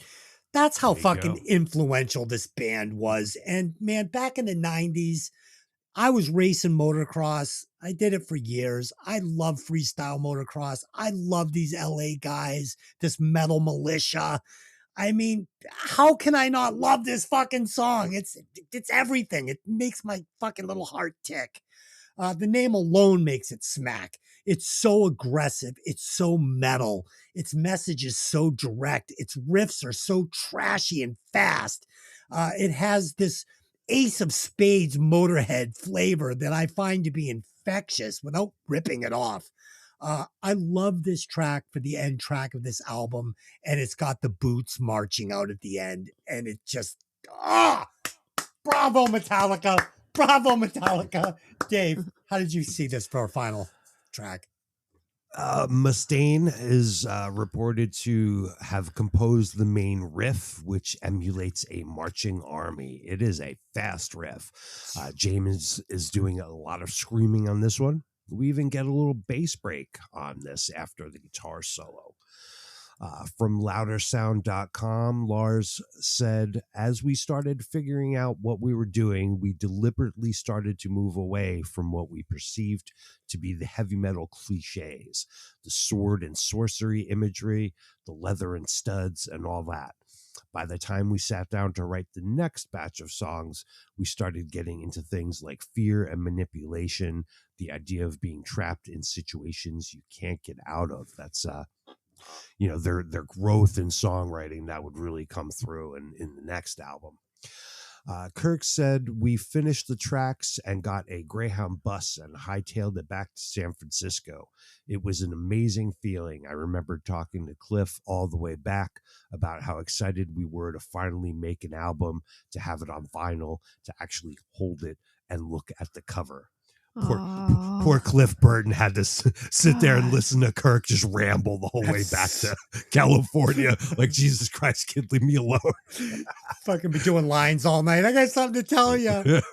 Be my mother. So yeah, Kirk was very excited and psyched to have completed this album. Very cute. So Lars had a comment on this song. Obviously, a song like Metal Militia has different lyrical vibe to it than some of the stuff we came up with over the next few years. Ha ha. Leather and metal are our uniforms. I wish I could tell you 35 years later it was kind of a piss take, but it wasn't. There wasn't a lot of irony present in Southern California in the early 80s. It was a case of people taking themselves slightly too seriously. You're 18 years old and you're just trying to figure it all out, trying to make head or tails of it. There weren't a lot of guys in harder rock and the metal scenes who were writing otherworldly poetic stuff. The lyrical subjects were almost always secondary to the music. They were just there to keep the music going. Yep, and this is one of their fastest songs ever recorded at 175 BPM. I love it. To me, this one feels punk messy, feels almost like a live song, which I do love when a band puts a messy live song kind of as their last track on an album. Vocals are really echoey, almost sounds like the guys are playing in a recording studio and he's singing in the bathroom down the hallway. Oh, really? Yeah. Great repetitive hook that makes you scream and feels like you are a part of something. And then the guitar solo comes in, and I guess he had to pee too because he's gone down to that faraway bathroom and everything is echoed. The production is really weird. It is. But overall, this is just one of those songs to get angry to. Faster, harder, longer. Get that energy, get that angry out of you. And I'd say playing one of their concerts must have been quite a workout. Honestly, I can't imagine keeping up this energy for like a 2-hour show. That's just crazy. Great ending to this album. I can barely breathe and can't remember like how thankful I was back then where I had somewhere to put my anger as a kid. And now I listen to this music at full volume as loud as I could, wanting everyone else around me to hear it and to leave me alone. There's no question I'm going to have hearing problems. I never wore earplugs in the 80s or 90s. Oh, shit. Yeah. So We went to the casino, I think Friday night, and there was like a cover band playing there, and I couldn't do it. I'm just such an old fart. I actually had earplugs. I put them in, and I'm just like, no, let's just go to the other fucking side of the casino. I fucking had enough of that. Oh, Dave's show at Jewel on a Friday night was so loud. It was incredible. Yeah, well, because there's giant sound system in there. That's in that tiny little club. Yeah. That's probably the best sound system I've played out of, in New England. I'll have to share some of those videos because it was loud. It was I had loud. earplugs in and it felt like I had nothing. I mean, it was loud at the show I went to go see him at down here in my town. I thought that was loud. I was like, fuck.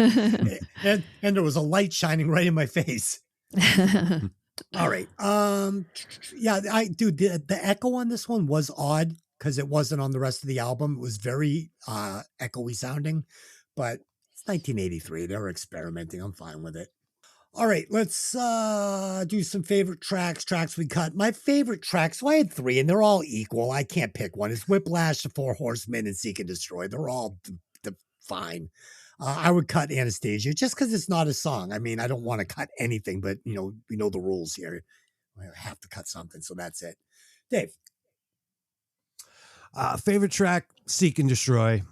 I would cut Metal Militia because I just don't feel like it fit as much where they were going. It was more early Metallica rather than where they would wind up.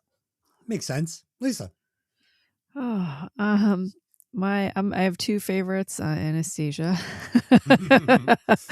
and Hit the Lights. Those are my 2 favorites. Both great. Dude, that's just, like I said, I love everything on this album. Yeah, not a bad song on the album. I don't think you're going to like what I cut. I cut Phantom Lord.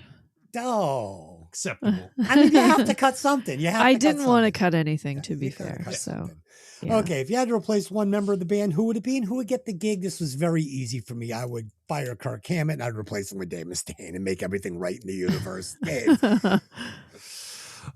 Definitely get rid of Lars. I just don't like his vibe. Clearly. And we're going to sub in one of Metallica's pals, Charlie Benante from Anthrax. Oh, cool. Oh, that's a good one. That works. I also was thinking Lemmy could have replaced Cliff Burton after he passed away, but I had easy switch. Yeah, I had to fucking bring over Dave. Lisa.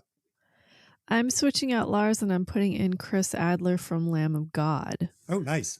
He doesn't play anymore, but in his day, he was a killer drummer. And actually, the reason he doesn't play anymore is that in May of just last last year, May of 2025, he revealed that he has musician's dystonia. Have you ever heard of that? No. What the hell is that? So it's a neurological condition that causes nerve deterioration in limbs, most frequently used by musicians. And in Adler's case, it was his right foot. He basically kind of lost the use of it. So he rocked so hard that he wore out his Yes. his body and his nerves. Absolutely correct. Wow. Yep.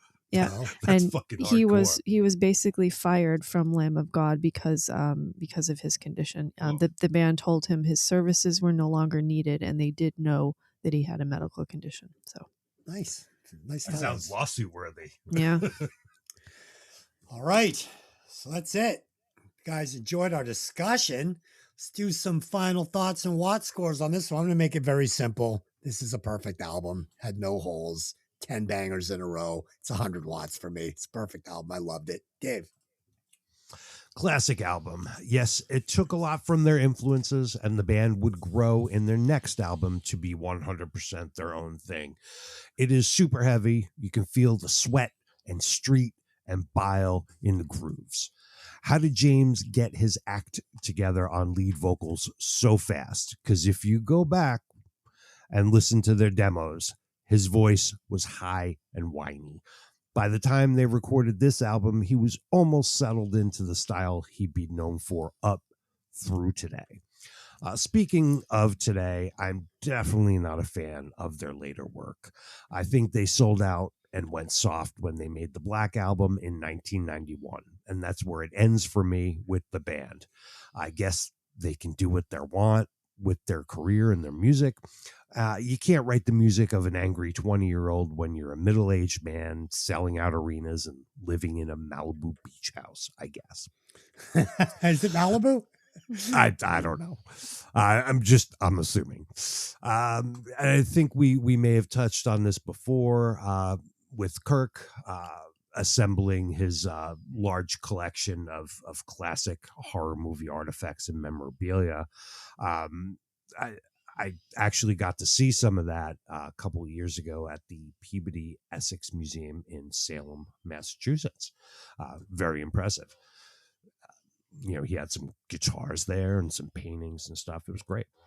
I also got to see Metallica once live in their 1992 tour, the one where they played with Guns N' Roses and Faith No More. I was at Giant Stadium in New Jersey. It was a great show.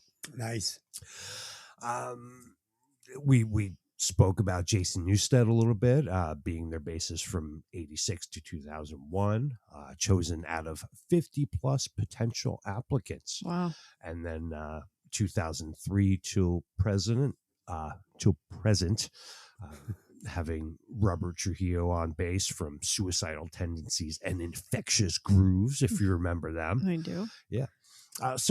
This is a great album, more raw than the next albums they would make. I would definitely re-listen. My overall score is 74.7. Nice. Yeah, I'd re-listen to this thing right now. Dave, I almost bought one of those Kirk Hammett guitars, the ones that have like the spooky like zombie thing or whatever. Yeah. I want one. He's actually got a bunch of signature models. He's got, Ouija board one. Yes, I've seen and then it. another one that has like mystical symbols on it and stuff. Yeah. He's got some really cool, I think he's with ESP. Yeah, they're ESP guitars. They're ESP guitars. He's played ESP for a long time. Yeah, they've got like the Bela Lugosi ones and stuff. Yep. Like, I'm getting one. I just am. I can afford it. I'm an adult. I have a good job, even though I hate it. I'm gonna buy one of those fucking guitars, man. Yeah, I'm keeping my eyes out all the time for cool guitars. Another guitar I'll never play that'll sit in a pile of guitars. Oh. I got one guitar I play. Lisa. I didn't expect to remember as much of this album as I did. I didn't expect to be thrown right back into my childhood. Remember some of the good, some of the bad, being bullied about my jacket and then having people be like, wow, you're so cool later. And it was ridiculous. Too late. how this music opened me up to the very black side of metal. Helped me eventually find what would become Swedish black metal, death metal, aggro metal. Because of Metallica, I found bands like Bathory and Morbid and Mephisto, all from Sweden, and Sodom from Germany, and many more, just because I randomly tripped over Metallica all those years ago and they had a cool cover and a cool logo, right? That's crazy. Yeah, this brought me to symphonic metal, which kind of, merges with my goth. It's just a big web of music, And even though I let them go around, we'll say 1990, 1991, I'm shocked about how deeply they are entrenched in my mind. I was angry again, energized again, ready to fuck some shit up when I was done. This was the music that took me away from my pain as a kid. And, would I listen to it all the way through again now? Probably not. Was it great to do it this once? Absolutely. I'll never turn off old Metallica when it comes on, those first 3 albums. But I honestly don't go seek it out. It was they're a band to me that kind of sold out after Injustice for All and Into the Black album.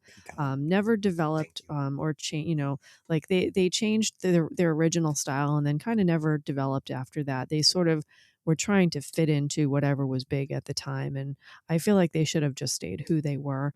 There's, plenty of people that are glad that they went the direction that they did. And I'm not one of them. I'd love to have seen what they would have done if they stayed a little more aggro, maybe even gone into industrial rather than the direction that they went. But yeah, I'll give this one an 81.1. I'm completely shocked, honestly, myself, that I'm giving it that much. Had you done Master of Puppets, it would have easily been in the 90s. Yeah. Lynn said the same thing. She loves Master of Puppets, but we'll get there one day. To each their own. All right, please add it up and let us know where it lands on the list. Okay, on the Violent Vinyl album chart. Oh, Desi, you're going to be pleased. Metallica, Kill 'Em All, way back from 1983. I believe our first thrash metal album that we've done on the chart, comes in at number 9 with a total score of 85.27, just below Skid Row's Slave to the Grind and just above Cinderella's Night Songs. Oh, cool. I like it. I like the positioning. It's a good spot. Top 10. All right. Lisa, since you have the next pick, please tell us and our listeners what our homework assignment will be for the next 2 weeks. Okay, I think, Des, you're going to be really happy, and I hope some of our listeners will be really happy. We are going way back to 1981. We are going to listen to Bangkok Shocks, Saigon Shakes, and Hanoi Rocks. Great. Oh, we've been needing to do another Hanoi album on here. Yep. And I am super excited to do this one. Oh, It's going to be a goddamn pleasure. Maybe we'll follow it up with that fucking with that Shooting Gallery album. Who knows? Might be a nice tail into it. And for the Should They Have Made It segment, what do you got for us to listen to? For Should They Have Made It, we're going to go back to a very popular local band for us here in the Boston area, Tin Pan Alley, and their song Psychotic Judgment. Cool. Yeah, it's a band with a long history, so it was actually pretty hard to pick a song because they had so many that were good. But we're going to go with Psychotic Judgment. There's some good YouTube video available of this song live, and there's also a studio recording of it available. So that was Jimmy Marr lead vocals, Dave DeLay on lead guitar, correct? Yeah. But actually for this song, there was a new singer because Jimmy had left the band. Russ Chalmers. I like Russ. Do you recognize the name Russ Chalmers? I know Russ, but I don't you think we should do Tin Pan Alley with Jimmy Marr? I mean, that's Tin Pan Alley, isn't it? Really? I think that's all good. This is one of my favorite songs by them. So okay, all right, good enough. So we're gonna do a Russ version of Tin Pan Alley, and again, no disrespect, man, both great singers. So and ironically, last night at Dave's show, Tony from Tin Pan Alley was at the show, he sat next to me, and he said to me, I was in a band back in the day. And I said, oh, were you really? He said, yeah, do you want to see a picture of me? And he pulls up the picture on his phone. And I said, that's Tin Pan Alley. And he said, how did you know that? And I said, Well, because I'm doing your band on our podcast in a couple of weeks, and he was floored. Oh, He was great. absolutely floored. Yeah. It's awesome. Yeah, I was a big fan. So- Tim Penally was fucking super cool. So, Mm. all right, awesome. So there you go. Hey, did you ever see that movie, our sister podcast? We will be breaking down Dirty Harry, the original. So that'll be a lot of fun. And for anybody who's wondering, I took a giant turn on The Princess Bride because it was just as gay and shitty as I thought it would be. It's fucking terrible. Boo! Boo! So good. I heard it. Fucking terrible. I gave it 0.5. No, you did not. Yeah, the only one I scored worse was fucking Fifth Element. Did So- Delyn like it? Oh, Delyn loved it. course Gave it she like did. Okay, good. gave it like a fucking That's my girl. 4.75 or something. It was brutal. I Nice. fought with them. It got the big podcast got uncomfortable. Everybody got mad at me. Des did not agree with the rest of us who enjoyed The Princess Bride. Yeah. Oh God. We got to do another crossover show too. Fucking one of these times. Do another movie or something. Maybe we'll Yeah. do like Rockstar. I think that would be fun. Ooh. I love that movie. It's I one of hated my that favorites, and I don't care what you say. my name is Izzy and I lick a lot of pussy. That's fucking I pretty, love that pretty- movie. Pretty cringy. Pretty cringy. Oh. Okay, until next time, take those albums out of the sleeve and let the music breathe. See you later.